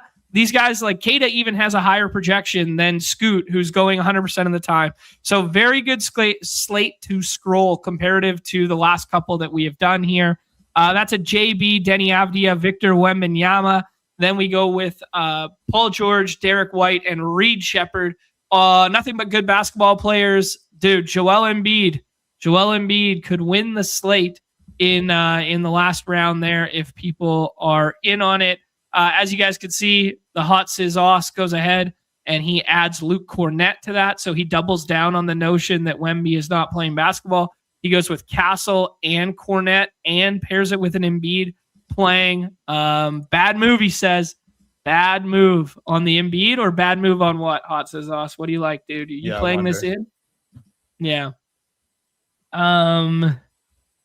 This is actually a good one. Clip Nation, we need a stat that's just grenade percentage. Catch with under 3 on the clock and you're forced to put it up stat. That'd be a pretty fucking sharp stat. Yeah. Like just, hand grenade stat where it's like you were forced into a bad clock possession. Yeah, just be able to like filter them out. Yeah.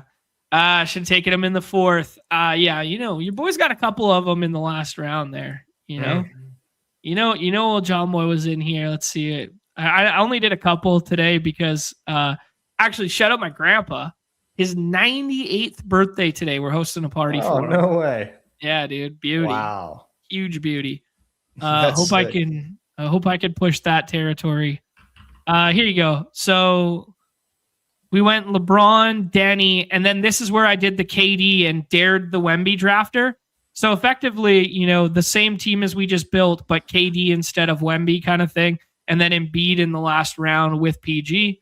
So a lot of that stuff's going to exist today. If Embiid plays basketball today, it's fucking curtains, man, for 6th round Embiid. So go get a little bit of that doubtful tag. It's zero-sum opportunity right now. He's the best pick on the board, bar none, because you could swap off a doubtful tag, and we're going to have information in the first window of the draft. So if you're watching this program, you are drafting, fight over Embiid right now because it's great, man. Yeah. Yeah, this could get silly. Oh yeah. Oh man, the hot Sizos didn't even see it until I mentioned it too. I shot us in the foot, man, as a content, bro. Yes, much love, Troy. Yeah, 98, man. Unbelievable stuff. All right, Nez, we got to do baseball here. Yeah, let's. It's 13 games, man. It's 13 games. There's no Coors. There's no Sutter Health. There's a lot of good players on the board. There are some isolated players that maybe I'd be a little bit more into than their ADP suggests. But man, you could play anybody today because there are some pretty flat run totals across the board. We will talk about some of the hitting environments that stand out, some of the guys that are a little bit hotter than usual right now, and that sort of thing. But where have your eyes been gravitating in the baseball lobbies this morning? I mean, dude, there's so many freaking games. Like it's absurd. I initially was really into the Angels against the Royals in Kansas City, smaller park, trying to, bank on this new park factor, getting home in a big way against the lefty on the mound for Kansas City and Noah Cameron. So playing all those Angels righties was very appealing to me. White Sox season rolling along. Continues, baby. Yep. They get a really soft matchup against Michaelis, who's going to be the Bulks pitcher today. Love them today. Murakami's like ridiculously chalky, but the rest of that lineup is still a really good play. And then Yankees against McCullers also looks ridiculous. Pretty chalky as well. But yeah, that looks fun. Cool, man. Yeah, we got a little bit of lighter price tags just given the dynamic of the slate on Dodgers, which is always enticing to me, especially when they get Jamison Ty on today. But Dodgers always routinely find their way to being some form of chalk there. You hit on Yankees. Yeah, Cubs have been swinging it kind of nice recently. We get the Nationals there going up against their old friend Eric Fetty, who is a guy that, pretty banger bust there. Nationals lefties are going to look pretty nice, and James Wood is going to project pretty well today, just in a vacuum because he's been scorching baseballs right now. So like the mini of him plus Abrams looks really strong to me, but they also, notably are getting decent ownership right now. Yeah, I don't know. I put Soto on the cover just because we knew he was coming back, and I thought it was a cool picture with the shades. I'm not overly in love with Soto in a vacuum. Probably, yeah, I don't know. I'm trying to think of some other guys that are standing out to me. Probably not doing anything. I think maybe it's easier to knock some games off. How about we kind of do a little bit of a knock some games off mantra after we talk about weather and park factor, okay? Do you know what happens every time we knock a game off? Is that game goes fucking nuke, dude. So take notes, guys. Listen carefully at what we're knocking off here, because this is the secret. This is the cheat code. It is, man. Knocking a game off. All right. Here we'll take a look at park factors and some of the implied run totals and all that good stuff, and then we'll do the pitchers, and then we'll do our stacks game. Great American Small Park not on our slate, so don't have to worry about it. Rate Field, aka US Cellular, seeing a nice little boost to the home run factor there with the wind blowing out. I don't really have anything much to say there.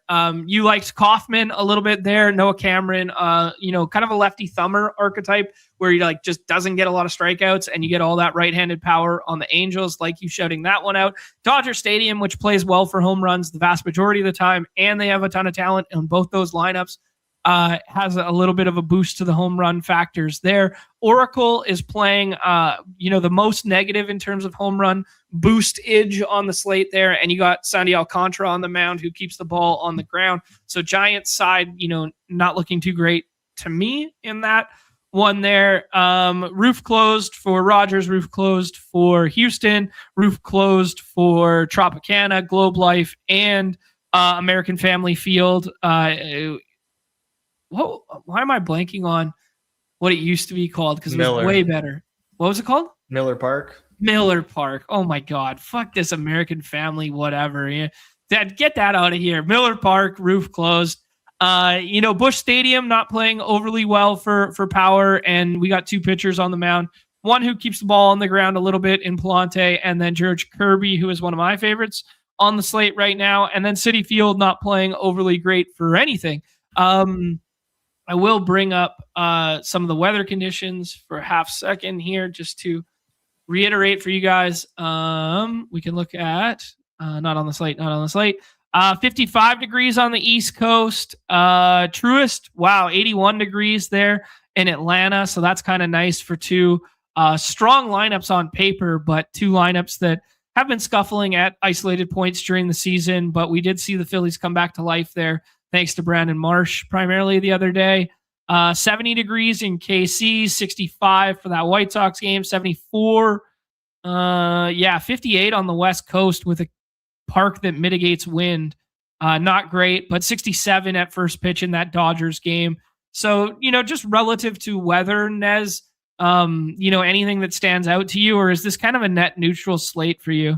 Yeah, there's not a whole lot that I'm concerned with on this one, which is nice. It's very nice. We don't have to, double count, overthink things like that, and we can just play ball. Okay, cool. We're seeing some stuff about openers in here. Yes, we're getting left-handed opener in front of Fetty, I believe. We're getting openers in both sides of Nats and White Sox there. Yeah. We also got the Kyle Tucker revenge game series here. That's an interesting little narrative. Yeah. Okay, cool.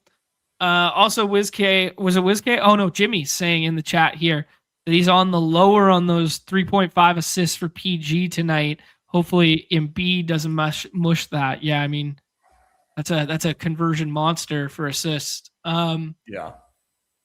Yeah, dude, in terms of simulated totals, I'll talk about other run totals as we go through, but Ballpark Pal simulated totals, you guys will see that Yankees are popping in terms of chalk dynamics. Rangers are quite high at home, despite it being at Globe Life. That game that Nez was alluding to with Angels and Royals looks pretty strong. Yeah, Braves and Phillies, it's kind of evergreen when you get 80 degrees or whatever I said, high 70s or whatever at Truist Park there with two good lineups. You're always going to see this. And then that sneaky kind of like, sneaky power bowl between White Sox and Washington here. Anything to say on kind of implied totals right now, Nez? Or sim totals, rather? Yeah. Guardians kind of stand out to me. Okay. Jose going second round. But yeah, the rest of these guys are really, really cheap. We just got their lineup too. No Stephen Kwan at the top there. It's Daniel Schneemann leading off. Yeah. Dude, he's been kind of nice with it right now, and I've already made a couple lineups with Guardians too because I thought they were a little sneaky contrarian. I think it's a really nice pick-to-click place for Jose Ramirez. Max Scherzer has big-time problems with left-handed power the last 2 years. Yeah, Scherzer, dude, has seen better days. I will say that. Last year was all bad. This year, for the most part, it's been all bad as well. He can't strike anybody out. He has 2 outings of 2 earned runs, but one of those was in 2 innings. He went 6 against Arizona somehow and only gave up 2 earned runs. But he's getting shelled, man. He's getting hit mega hard. It's a problem. It's a problem. So I don't know. I really like the Guardians. Cool, man. Yeah, love that take. Feels really good. Good shouts by you. I'm trying to think of anything else we want to hit on before going through the starting pitching. Anything else standing out to you, dude? No, dude, it's just a huge slate. And not only is it a huge slate, but there's a ton of offense today. So it's very interesting. Yeah, I guess the macro question I would throw to you is like, when the slate is like this freaking large, how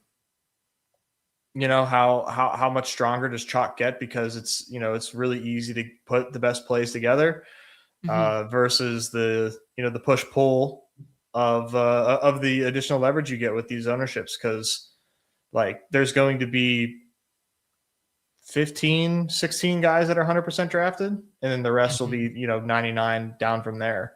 So how I like, what do you think that does to the scroll dynamics? Yeah, I think the power of overweight contrarian bat is magnified on a slate like this because it's less replicated. So I think this, like, slates like this are intimidating for guys who don't play volume, but I think they play better for non-volume players, like the 10 lineup builders, the 20 lineup builders, because you can find a path that like won't be replicated and you're not fighting over it, right? Like if you're not a maxi and like Coors slaps on a given day on like a 6 or 7 game slate, like you're drawing dead, right? Like the binary outcomes of your lineup are like drawing stone dead. But like, I don't know, Awin kind of like facetiously said it in the chat before that like slates like this do lend themselves to being like the 1-1-1-1-1s style if the chalk hits, because all those upper echelon bats are drafted at such a frequency. So if I'm coming in here with like 5 bullets, for instance, I might do like, Jose and someone, but then I'm doing like a 3-man contrarian that nobody's getting to like, who's a team that we didn't even bring up yet? The Rangers, for instance, like something like that. And they got hot with it last night. And if their ADPs, don't line up with being drafted at a frequency which we think is like worthy of it, like that's where you find your leverage more so than like, because like today when there's no like clear, like the chalk is the chalk no matter what, I think you just got to find like an auxiliary path. And that's kind of like the low volume approach. If you're going big time volume, you just got to find that one contrarian person in your stack that is unreplicated, because you can diversify your lineup so much with just one click.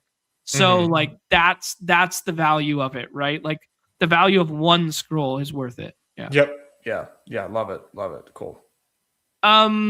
Okay, let's jump over to the starting pitching here, unless there's anything you want to say on like weather, parks, etc. No, let's keep this thing pushing. Okay, cool. Skeens gets a watered down iteration of this Milwaukee lineup. We haven't had Yelich for a little bit, and I believe we're gonna have no Bryce Terang today, ? Oh, really? Okay, maybe I misread that. Okay, if you reacted that way, I misread that. I misread it tag or anything. Okay, then it wasn't Terang. It was somebody else. Okay. Yeah, Terang will be in there. My bad. I didn't mean to alarm bell anybody. There's somebody else that's missing from this lineup, but I can't like put my finger on it right now. That's like super obvious. Anyways, the watered down iteration with no Yelich in the middle of it. Gary Sanchez has been hitting quite high in that lineup. They're running like that kind of like double catcher thing with William Contreras. A couple lefties. Is Skeens SP1 for you today? I think it's Peralta. Oh, all right. Yeah. Okay, just the Colorado outside of Coors matchup and the ballpark was playing like way down today. Yeah, like Freddie's K rate been just as good as Skeens this season, and yeah, he's in a good park, a little better situation than Skeens is, and Colorado strikes out more than the Brewers do. So I just think there's more ceiling there for Peralta, but I do love Skeens. Like I still take Skeens quite a bit. Okay, cool. Yeah, I think it's a very heavy, like these are clearly the two top arms on the slate, and then you can mix and match as you see fit, and then you can kind of start scrolling wherever you want kind of thing, because I do not think Brandon Woodruff deserves to be SP2 on the slate. Although, left-handed power plays better at Miller Park than right-handed power does, and, Woodruff has been solid, don't get me wrong here, but I give that, Pirates lineup a little bit of credit there, and I think there's just kind of like one big tier here after. So picking between these two, I think you just kind of play the ADP game. Cardi tends to agree with you. Peralta is higher on his rankings there. I'm partial to Skeens. I'm not gonna lie, it's weird for me to be the Skeens guy today and you be the Peralta guy. I'm the Skeens guy, man. I've seen Peralta do it. I've seen Peralta do it wrong too many times to know that like he just in his bag has like the 5 innings 9K outing, but with like 5 walks or whatever to do the Dylan Cease. I don't ever really see that from Skeens outside of the very first game of the season this year.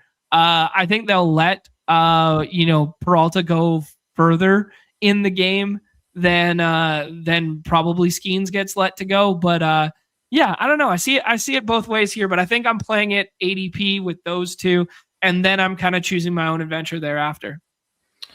Yeah, I'm with you. I think Kirby's my SP3 here. I like it, man. Really like Kirby. How many more times can the Cardinals get away with it? Is the question I ask. Like George Kirby, very good pitcher.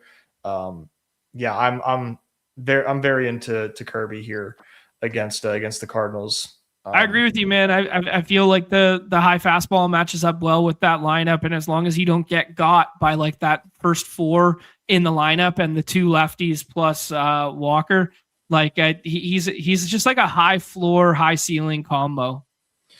Exactly right. Yeah. Like there's a lot of strikeouts in this lineup too.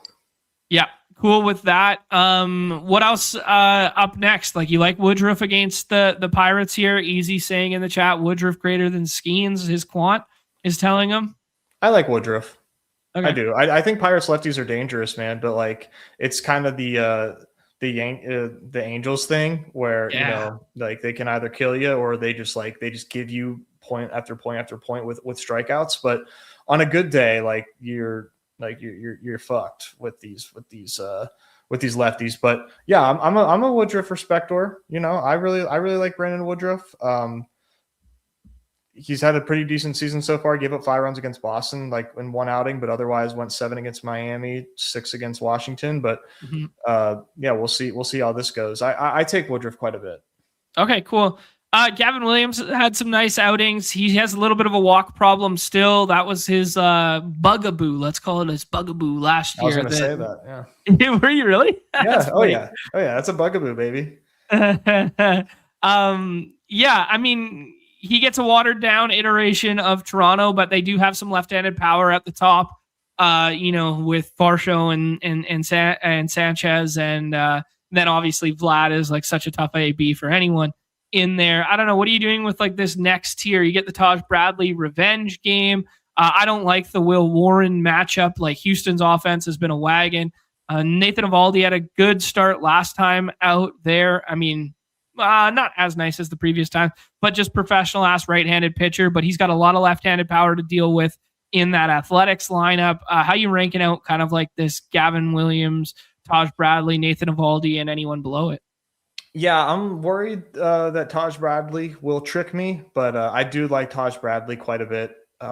Revenge game for him, pitching really, really well. Some Ks available for him. I think he's got a really high upside. And I think he kind of matches up well with those Rays where, you know, I think he matches up pretty well. Eovaldi's interesting. I think there's a high ceiling here. There's always the A's are in that same vein as Angels and Pirates where there's upside available. And there's also like big time downside. But in Texas, I think Eovaldi gets a little saved from that downside. Yeah. And he can just like dominate this team tonight. It wouldn't surprise me at all. Okay, cool. Yeah, I like your stance there. My stance is a little more like game theory-esque, where it's like, I think I'm going to soft fade the Woodruff and Eovaldi at ADP, and I'm going to play some of the scrolls. I really like what you said about Taj Bradley there. I like that one. Some Rasmussen love in the chat, but I'm not sure he goes deep enough to matter. Like, he's just, I don't know. It's kind of hard with him, but Rasmussen feels good there.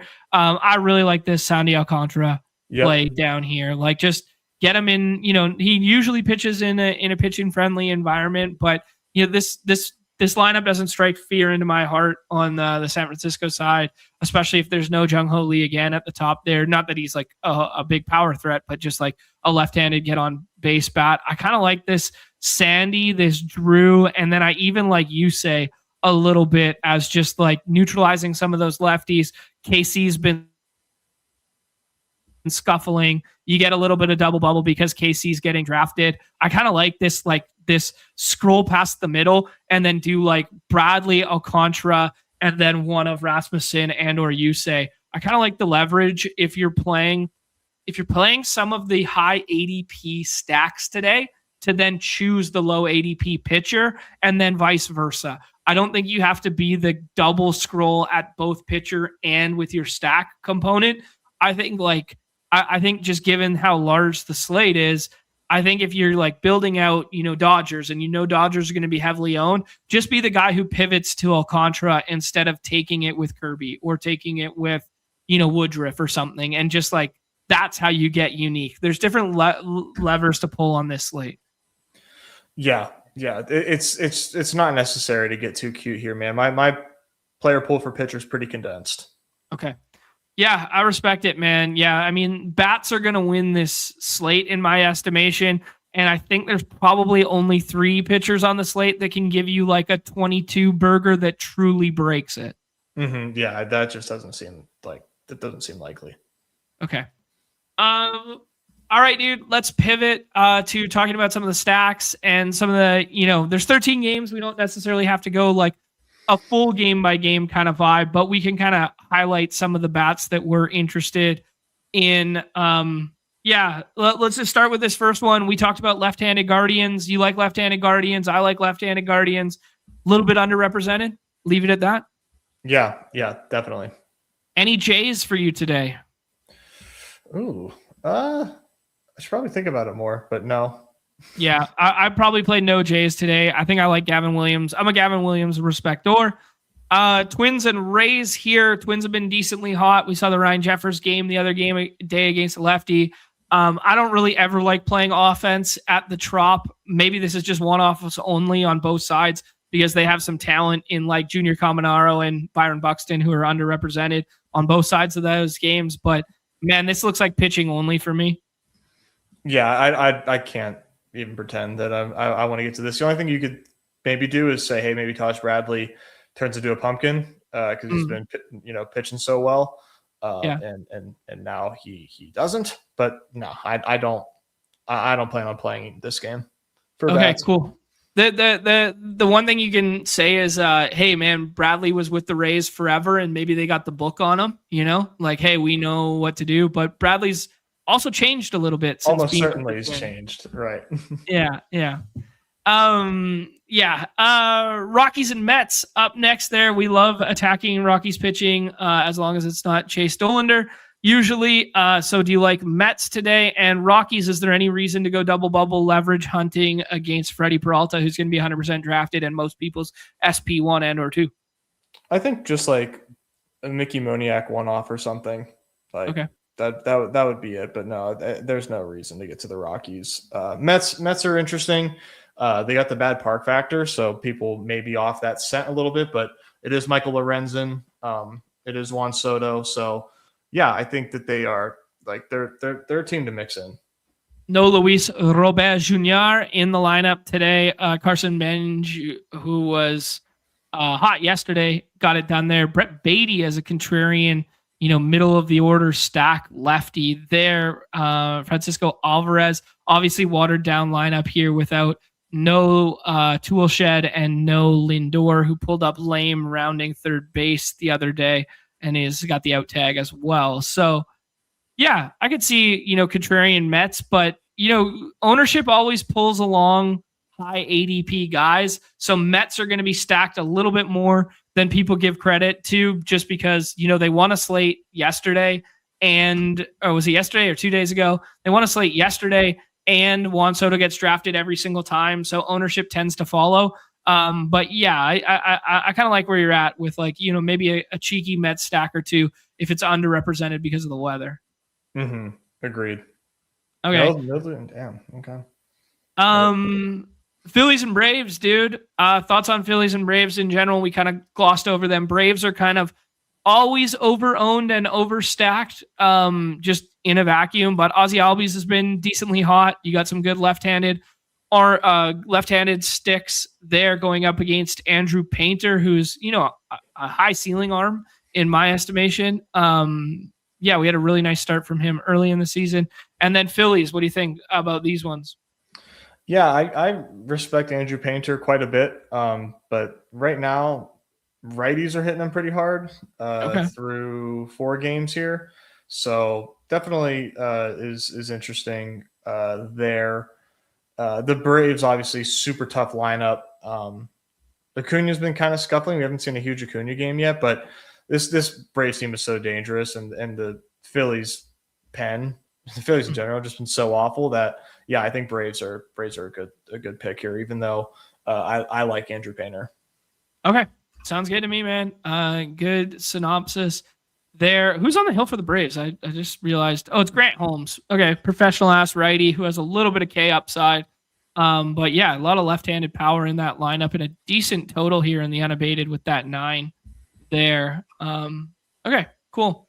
Next game up, that Pirates and Brewers game. This one looks low-key like pitching only to me, but if you wanted to play a couple one-offs and some left-handedness, like Rake Bowers could be in the middle of that lineup, but I don't want to play Rake Bowers against Paul Skeens. And then, if you want to do the Lau Cruz O'Hearn or something like that. They have enough power to matter on any slate, and you get double bubble off the Woodruff. But this is probably skinnies only, but mainly just pitching for me. Yeah, mostly pitching. I mean, I'm biased, but I'm always going to play Pirates against right-handed pitching. You know, I'm always going to have some stacks of that. So usually Cruz, Lau, O'Hearn, maybe mix in Reynolds, maybe mix in Horwitz, but Cruz and Lau mainly. Okay. Sounds good to me. Ghost AF with some good context. Third time Painters facing ATL. What? Wow. That's crazy. O'Neill season still continuing. Oh,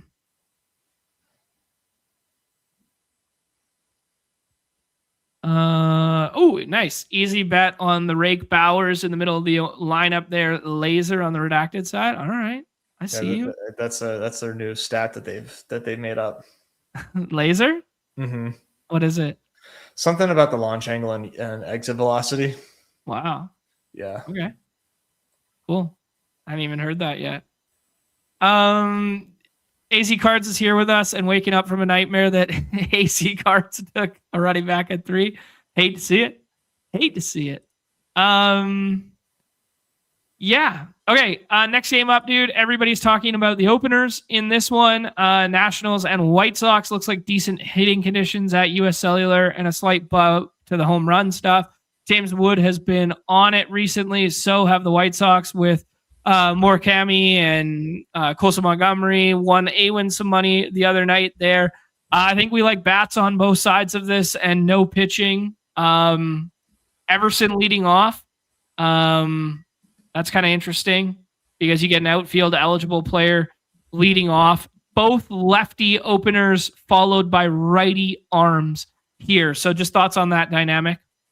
Yeah, bats only, man. But really, really like the bats here for both these teams. So these are two pretty fun stacks. They're not, they're pretty contrarian if you tack on a third. But, you know, the top 2 of each of these stacks is going to be pretty popular, I think, though. Okay. Yeah, this might fall into the category of like overdrafted chalk because of the ADPs, but I also kind of like the bats here. Like it's kind of inevitable that like both these lineups have like 4 guys I want to get to with the handedness power that I like outside of just the opener. And, you know, we haven't gone deep down the well on it yet this year just because we're doing fucking 20 sports at once. But, like, man, these bullpens. Like, let's get them. Yeah. Yeah. These are not good. All right, dude. Are we Noah Cameron respectors in this next game here? Are we Yusei Kikuchi respectors? Royals have a lineup out already, I believe. And it's kind of meh. Yeah, you get Nick Lofton leading off. You get Lane Thomas and Starling Marte in there. They're playing the handedness stuff against Yusei in a big way. I mean, give me some of this Yusei 25% K rate against this dust-ass lineup and a team that's been scuffling. I'm playing Yusei, dude. He just hasn't been that good, man. And this, I still don't know how many strikeouts are here, but like, definitely seems like a decent floor. No Michael Garcia. This team is garbage. Just lineup, I mean. Yeah. Elias Diaz back there. Wait, is that real? Say again? Who? Elias Diaz? Is he catching for them? Yeah, Elias. Yeah. Former Rocky All-Star. Right. Former Pirate. Yeah. And so Sal Perez is at first. Interesting. Okay. Yeah. Yeah, I mean, a lot of pinch hit risk in this lineup and a lot of bad hitters. I probably don't really want to play Royals, but I get it both ways.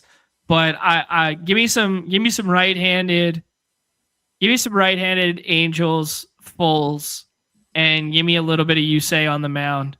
That's what I'm playing. Yeah, I love the Angels out on Royals. Okay, cool. Yeah, I mean, Royals is just like for the sake of being contrarian, but like, you know, Lane Thomas once upon a time was a lefty killer. So was Starling Marte. So was Elias Diaz. But like, Yeah, I don't know, man. A lot of pitch hit risk in that one. Big time.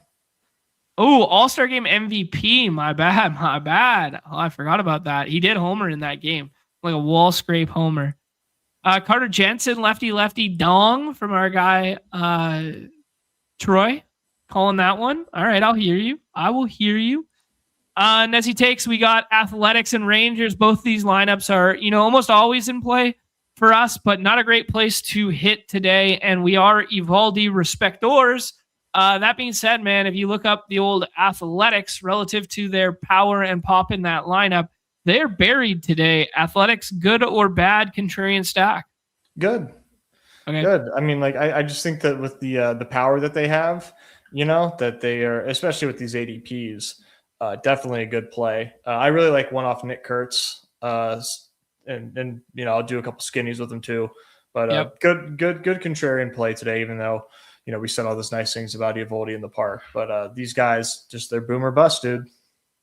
3 homers in his last 5, 2 of which came off tough Mariners pitching in a bad park. One of them was in the 9th inning to tie the ball game off of Munoz. I was watching that game there, and he got Munoz to dead center field. Like, it was like, oh damn, like that's a shot versus good bullpen arm. Yeah.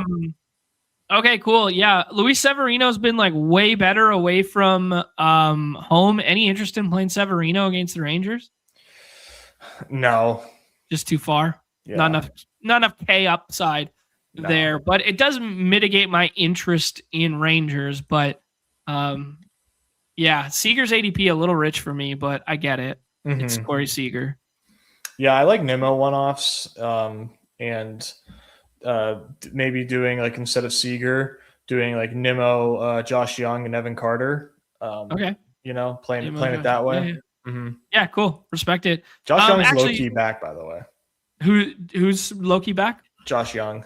Yeah, he homered the other night, right? When you were there? Yeah. He's hitting the ball hard as shit right now. He's got a 147 WRC plus. Woo! Okay. I hear you, Josh Young. I see you. All right. Mel's just telling us that Bangaliers has taken a Eovaldi yard in the past, like that. Rake Bauer's BVP is absurd. Good shouts. Love it. Yeah. Nez, I was actually going to ask you because we didn't talk yesterday. Boots on the ground BP at the Rangers game. Did anyone stand out that it's like, this guy sounds different off his bat. This looks different. Anyone that kind of caught you by surprise, size-wise? Anything cool?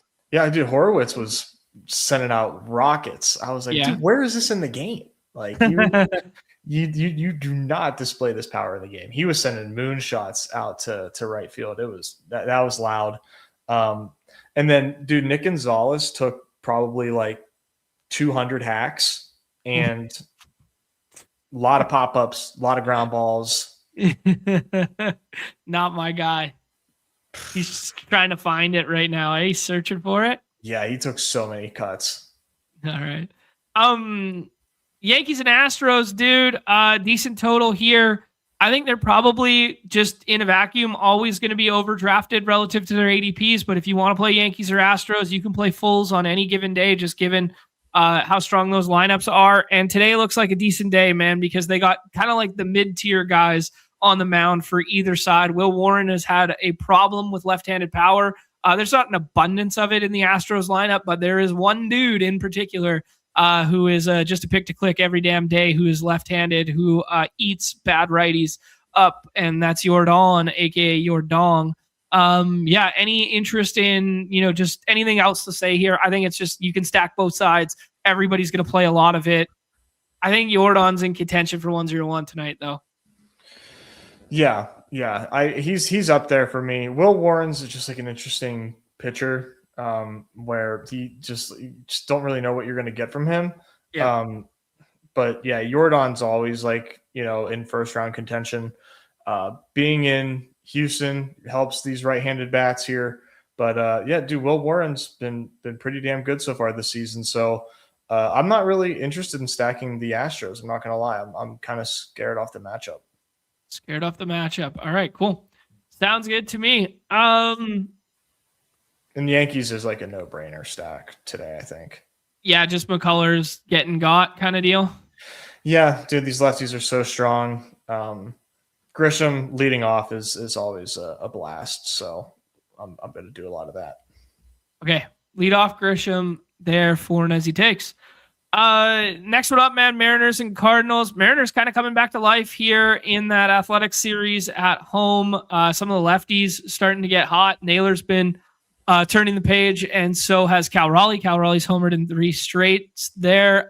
They get a pitcher who pitches to contact, but usually keeps the ball on the ground, and it's kind of warm in St. Louis.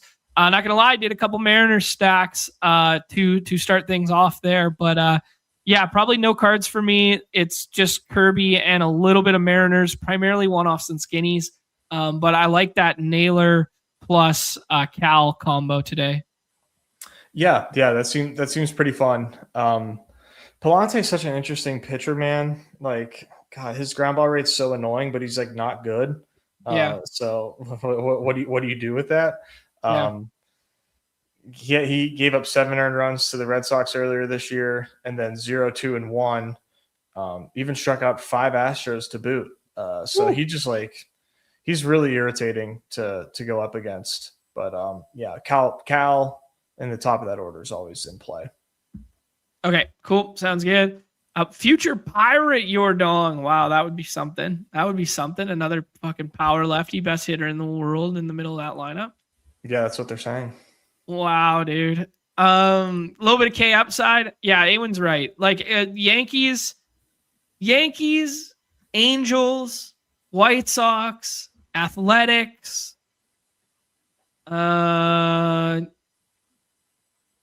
Yeah, those are kind of like the teams that stand out to me that are very binary. Like they're either hitting home runs or they're either hitting home runs or they're striking out. And those are kind of like spots that we love to play like both sides of. For sure. Yeah, Yankees kind of evergreen in that mold where you get double bubble leverage every day if a guy strikes out a bunch of Yankees. Yeah. I mean, I'm not playing it, but I get it. It makes sense when you look at it. Yeah. In the chat here, Luis Garcia batting 8th. Yeah, that's less than desirable. Brady House back in there and in the DH role. He missed a little time there. Abrams hitting 4th. Dylan Lyle hitting right behind James Wood there. So you get a little outfield stack partner. Nunez can steal a base any damn time he chooses. Yeah, that's kind of like the lace of the land there. And then last couple games here, dude, Marlins and Giants. We talked about Alcantara being underrepresented just, relative to his ADP and his upside in pitcher parks, but hasn't been good the last 2 times out. And then Adrian Hauser on the other side. Man, I'm kind of interested in a little bit of Marlins lefty power here. And and I'm interested in Sandy, but outside of that, probably not playing anything else. Yeah, no, I'm in lockstep with you, dude. I really like the Marlins here. I think they're very, very intriguing against Adrian Hauser. They match up so well with him. Like little Marcy, little Stowers, throw in some Xavier Edwards. We're cooking. Like we're absolutely cooking here. All right. I'm here for it, man. I looked at that and I was like, yeah, give me a couple of those left-handed sticks. Obviously, in a park that neutralizes both power and weather conditions, but at least the wind is blowing ever so slightly out there, and left-handed power plays better than right in Oracle Evergreen. All right, last game on the slate, dude. Cubs and Dodgers. Sorry, I forgot to jump back for everybody. Cubs and Dodgers kind of draftable. Both lineups draftable every single day. Cubs are super suppressed in terms of price point. Despite, Sheehan not being as good as advertised in the, in the best ball drafting window, he's been fine to start the year, just routinely giving up 4 runs. I'm not really a dude who likes to ever stack against the Dodgers because their bullpen's so effing good as well. But if you want to tell me a story that, hey, these are the second best hitting conditions on the slate, and Sheehan hasn't been all that great, and the Cubs have kind of come alive in the last, couple weeks here with Michael Busch finding it, or last couple days rather, with Michael Busch finding some pop again. I'd hear you out, man. I'd play a little Cubs minis today, and Dodgers are always full Dodgers if you want them. Yeah, no, I think the Cubs make a lot of sense today. Mm-hmm. They've been hitting really well. Sheehan on the mound, decent place to hit. Yeah, I think the Cubs are like totally in play given their ADPs. Like probably one of the best plays on the slate today, honestly. Ooh, Yeah, like it. yeah, but dude, the Dodgers are really cheap too. Dodgers are really cheap. Yeah, just in general. Yeah. Yeah, like it's really easy to get like a premium stack of the Dodgers right now. Okay. Premium stack of Dodgers when it's free always entices me for sure. Take a look at Dodgers for a second. Shohei going every single time. You could pair it with Tucker if you want it. Muncy, you had the 2 home run game there the other day, pretty hot. And then, the hottest hitter in the world for a while there was Andy Pajes, and he is free. Dalton Rushing in that same camp, man. Like all he does when he plays is fucking homer. So they're finding ways to get his bat in the lineup too. Dodgers versus a dude with a little bit of a fly ball and a little bit of a hard hit problem in Jameson Taillon. Yeah, Awen saying that Suzuki and Happ is locked. We're getting a cheeky PCA comment here too. Yeah, I'm good. I'm good with all things Dodgers here. Yeah, it makes sense. Okay, cool. For the BVP believers at home, always got a hit on it there for a half second. As we alluded to earlier, Rake Bowers with 4 home runs in his career in 22 PAs there. Tovar's gotten Peralta for a couple Bayous. Jock Peterson looks like a sneaky pick to click there with a 400 average against Severino. Obviously, a lot of noise in BVP stats, but yeah, Shea Bangs has gotten to Evaldi a couple times. A lot of this is just divisional matchup stuff at the top, though. Yeah, I don't look at this stuff, but it's fun. You hate fun, eh? I do. You hate fun. Nez does not look at the BVP stuff for the vibes. I'm easily tricked, dude. I can't. I am easily tricked too. I'll be so persuaded. Most likely for the Bayous, according to the Ballpark Pal there.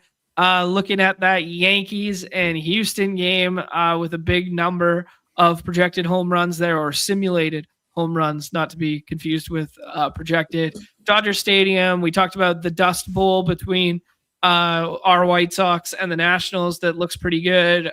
Angels popping, Cleveland popping. Yeah, Miami not getting any love. Seattle and St. Louis not getting any love in terms of the home runs. So if you're stacking to encapsulate multiple home runs, it does look like Astros, Yankees, Nationals, White Sox, Dodgers, Cubs, and then some sprinklings thereafter. Yeah, I think we draft it out and see what it looks like in real time, dude. Yeah, let's see what people are doing. Let's see what these dorks are up to in the lobbies. Any picks to click, Nez, that were standing out to you in terms of maybe some sneaky home runs or some sneaky matchups that you think you see that other people don't see? I mean, nothing that I think is that sneaky. Sure. I think my most contrarian, not contrarian, but I like Miguel Vargas. Miguel Vargas sounds good. Yeah, I mean, he's going to have the handedness advantage for the first at bat for sure. Hitting 4th in the lineup today. If you get a lefty in the first inning there, like that shout. Yeah, and then after that, he faces Miles Michaelis. Yeah, there you go. I keep martingaling Cam Smith. He's been pretty unlucky, and he's hitting the ball hard. Has he been unlucky? According to Ballpark Pal's luck metrics, he had been really unlucky. Yeah. Yeah, his BABIP's kind of down, and he's got good StatCast numbers. Okay. 104 WRC plus too. It's not that bad. Yeah, just above league average. Yeah. Yeah, I play a lot of him too, and he hasn't won me any money. Yeah. Then again, not a lot of players have. How do we feel about Man, the bottom side of that Nationals lineup scares me a bit. Same with the White Sox, but I agree. They're very top heavy. yeah, the pitching's pretty bad on there. Let's have a little fun here. I think we want to play a little bit of that game environment that we were talking about, and I got some names that I think could probably pair together quite decently if the board runs out kind of chalky to start here. Okay.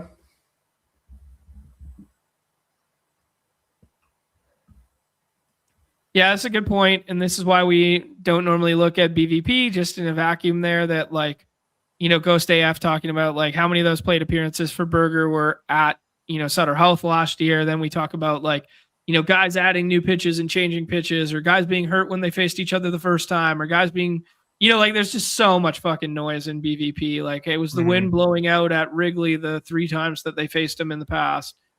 Both the pitchers go there. Let's build out the game that we like there, and let's play 2 of the hot sticks here. Neither have the handedness advantage for the opener, but give me 4 plate appearances from Murakami and James Wood today. Sure. Yeah, that's always fun. Play out a little bit of the dust balls there. I think we could stack both those teams quite comfortably, and I maybe have a contrarian way of doing so. Or we could use them as one-offs and then do a little 3-man stack. What's your most utilized build today, Nez? I think 3-1-1. 3-1-1 sounds right. Yeah, just starting off with like 3 one-offs and then stacking from there. Do you think the power of the eyes on fence 5-man stack plays better or worse on a 13-game slate like today? I think better. Like when it hits, I just think it's so massive on a slate like this where like he will be probably the only people with some of these guys that he's drafting in his portfolio, Yeah. Yeah. Okay. Yeah, this is sweet. Eggers talking about yesterday's bomb I missed that. Off of so J.R. Ritchie, who is former first-round pick for the Braves and probably their top internal baseball pitching prospect. And he made his big league debut yesterday, and they cut the camera. Hey, his very first pitch in the big leagues, and they cut to him and cut to his parents. And then James Wood just fucking piss missile nukes it like halfway up the bleachers in right field. And that's his first ever pitch in the big league. But shout out to the kid, man, who bounces back in a big way. He's a big time prospect. He bounces back in a big way, still goes 7 in that ball game and strikes out 7. So like didn't let it, waver him at all. Wow. Even though he gets nuked on his first ever pitch in the big leagues. So the mental fortitude of the kid to continue to go 7 and strike out 7 after that, that's incredible.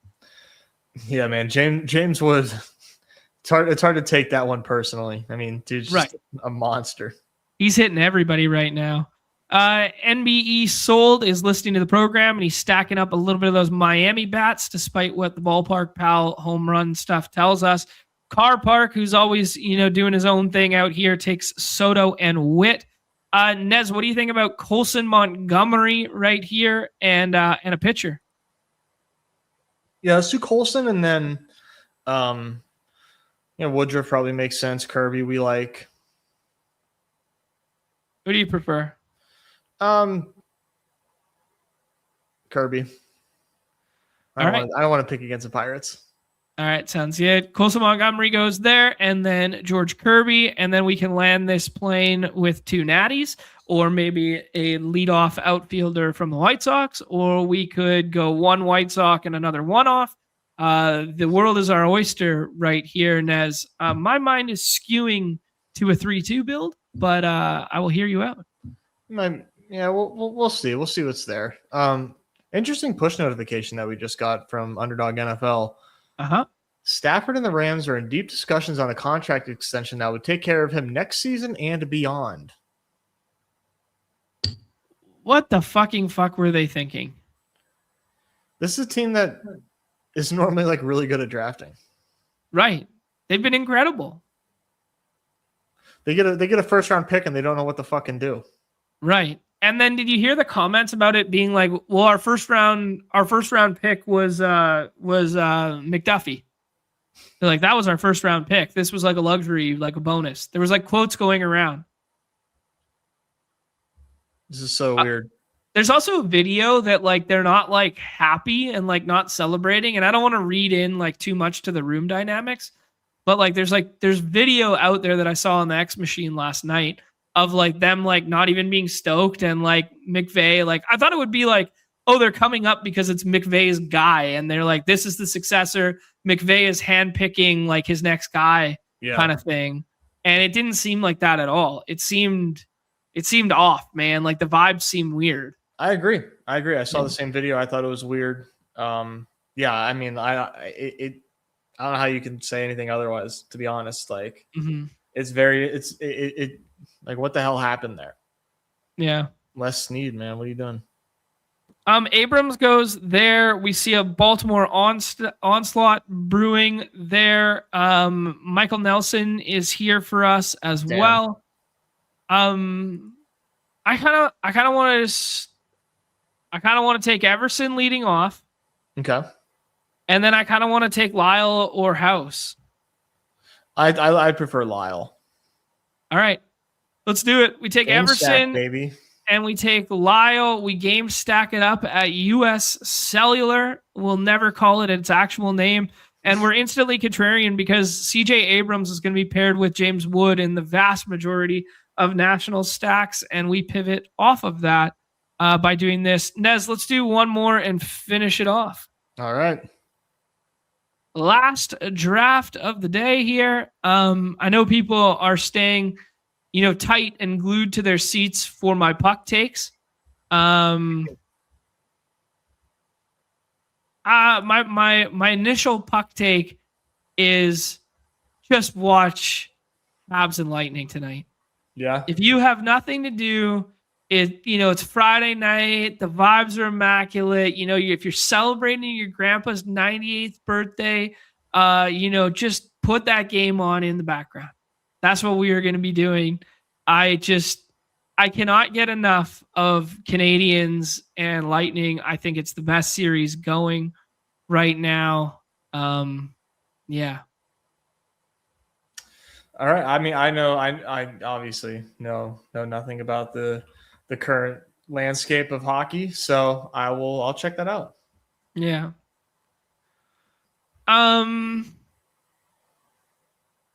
Yeah, I get the comp here. Like Russell's saying, like, do you think Jordan Love was a bad draft pick? Like, I get the idea. Believe me, I understand the notion of get a quarterback that you like and the traits that you like, and you put him behind, a Hall of Fame guy. You learn from him, then whatever. Sorry. But this did not feel that way. This did not look that way. The room did not feel that way. Stafford vocally was like, this isn't that way. Like, I don't know. It just, if you wanted to do that, you didn't have to take him at 13. You could have taken him, deeper and traded out of that spot or something. I agree. It's just so weird. Yeah. Ohtani, Nez, or do we do something funkier than that?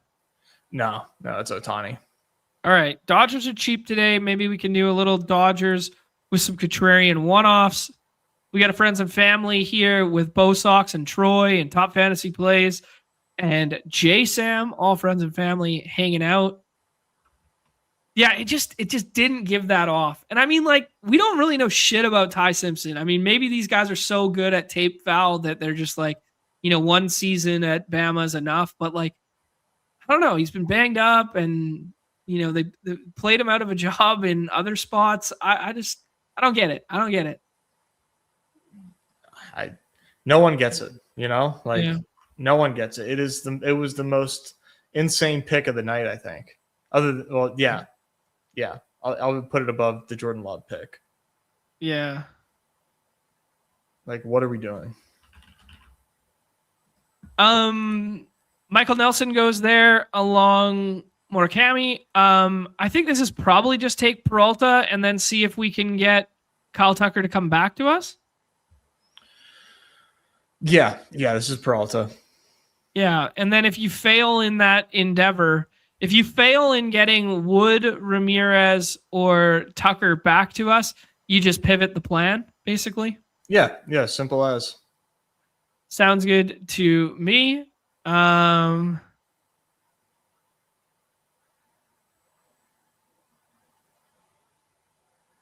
like Simpson was all hype and McVay wasn't about it.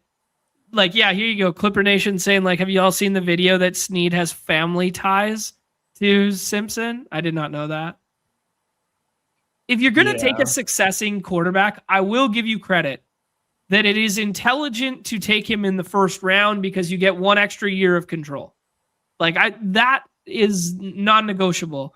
I just don't know that you had to do it at 13, had to do it right now when you're in a win now window with Stafford, and now you're looking to extend them. Projections are going to tell you James Wood. Correlation is going to tell you Kyle Tucker. Who do you want, Nez? Tucker. All right, perfect by me. It's simply too good. Yeah. The good thing about making a bad pick last night, it was instantly followed by a worse pick. That's so true. It's so true. So many teams got off the hook because we were like, "What the fuck?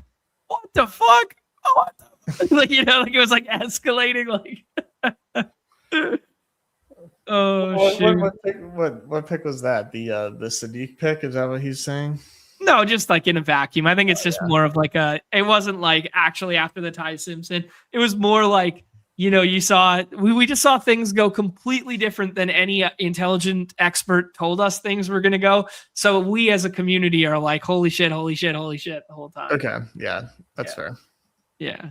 Jesus, what's going on? Yeah. Okay.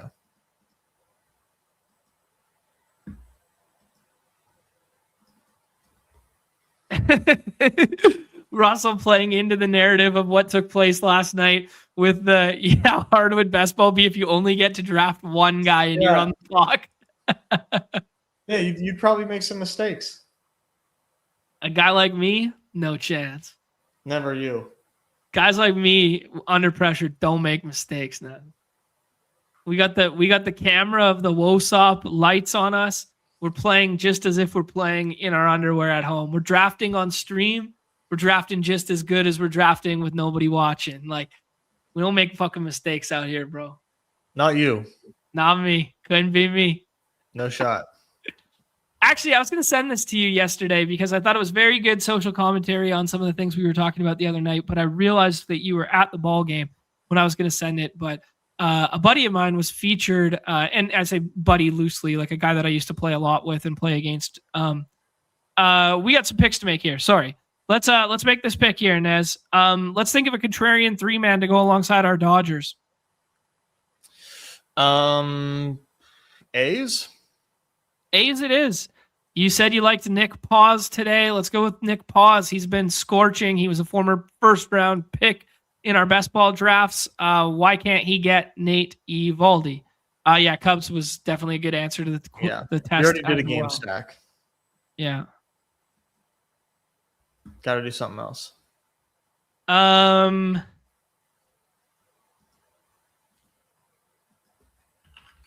Okay. What was I talking about? Oh, yeah. So GG Poker, former sponsor of the program, they have put out these like documentaries of like going into guys' lives of like what the online grind is like as like tournament players and whatever. And I think there's great correlation towards what it's like to be a best ball grinder or to be a daily fantasy grinder. And I thought it was just really cool insight. I think Shea Bangoliers would be the next guy we go with. Yeah, him or Sodi. Yeah, we definitely don't need the outfield spot covered yet, and then we can pivot if someone ever took like Sodi or something like that from us. Yeah, true. But yeah, so they're just like 20-minute little YouTube videos that are very well produced with like a good camera team. And they're kind of walking through like, a day in the life of these guys, a week in the life of these guys, what the grind looks, showing their graphs, talking about the emotional variance and toll on it. I think it was really good, like peek behind the curtain of like what my life used to be like as like a poker grinder and what some of the guys like Awin and stuff like this, their lives are like grinding DFS, like where it's like, hey, look at this through this lens and this is how you balance your lifestyle and this is how they deal with the swings. And they talked like very openly about it. And like the most notable part for me and the reason I wanted to share it was Dodger or Athletic, Nez? Dodger. Okay, you want Muncy, Freeman, or do you want to scroll? We could do Teo Pajes. Pardon me? Will Smith. Will Smith it is. All right, the second best catcher on his own team. Yep. We go with a 2-man Athletic and a 3-man Dodger. Still contrarian because we get all 32 plus outfielders there. Maybe a little contrarian to get Peralta to fall back to an Ohtani team and then put Tucker with it as well. Do not think this will be duped in the contest. A lot of fun unless you sickos out there decide to dupe it. Just to close my thought, but I thought it was very like good insight into like, the ebbs and flows of like the financial burden that these games can take on people like mentally, where this guy, like he's got 3 kids, he's got a nice house, he has an established lifestyle. And yet like, he's swinging, $50,000 every Sunday morning and he's, having these like kind of like emotional things. And then he talks about, hey, look at this in my graph. He's like, I broke even for like a year and a half. And it's like, you question yourself. Am I good anymore? Am I beating the games? Whatever. And then the next 6-month window of his life, he had 5 of his biggest scores of 100K plus that he had ever had. And a lot of people quit, or a lot of people don't know that they're going to realize that, or a lot of people mentally give up or like whatever. I just thought it was really good social commentary on like something that was very applicable to the games in which we played. So if you guys want to check that out. Yeah, I'll put it in the Discord or something for people as well. Cool. Just to check it out. I want to see that. All right, Nezzy, we will put an end to everything right there. I want to share one last time. This weekend, Unabated is free. There's no reason to not take advantage of the Unabated stuff. Drop that in the chat right there for everyone. Take advantage of that. Get those free NBA projections for the weekend and playing in these contests. Also, reminder over the weekend there that we will be in Mexico City. We being the MLB. Will be in Mexico City, and those games featuring the Padres will be super duper high scoring, just given the altitude and the situation.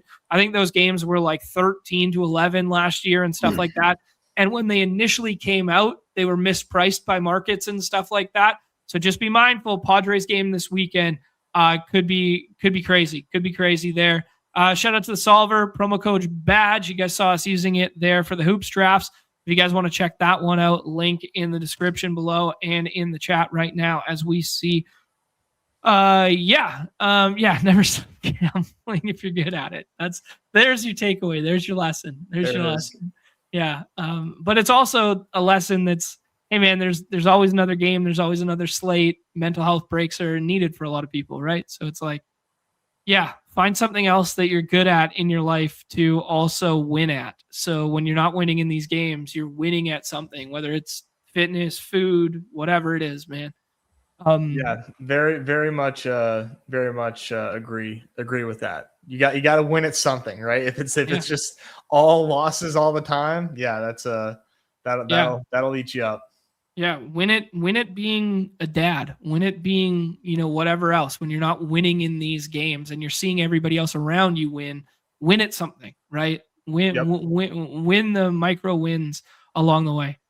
Only one slate for the Rams. Well done. Perfect way to close it off with the Westie Dog there.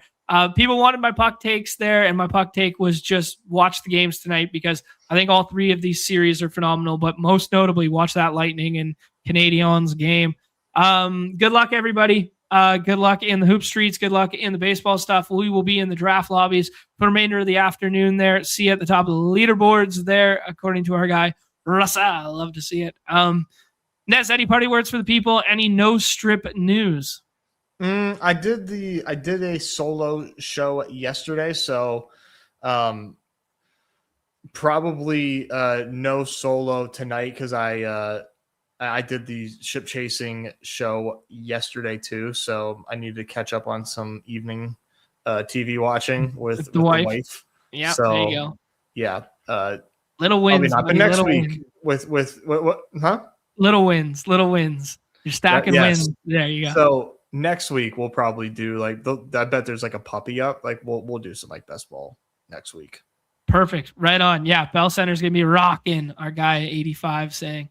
All right, guys, enjoy the games tonight. Best of luck in the contest. No strip. We'll be back on Monday then. So everybody's favorite time of the show, the end. Peace. BBM will be up on Monday. Uh-oh.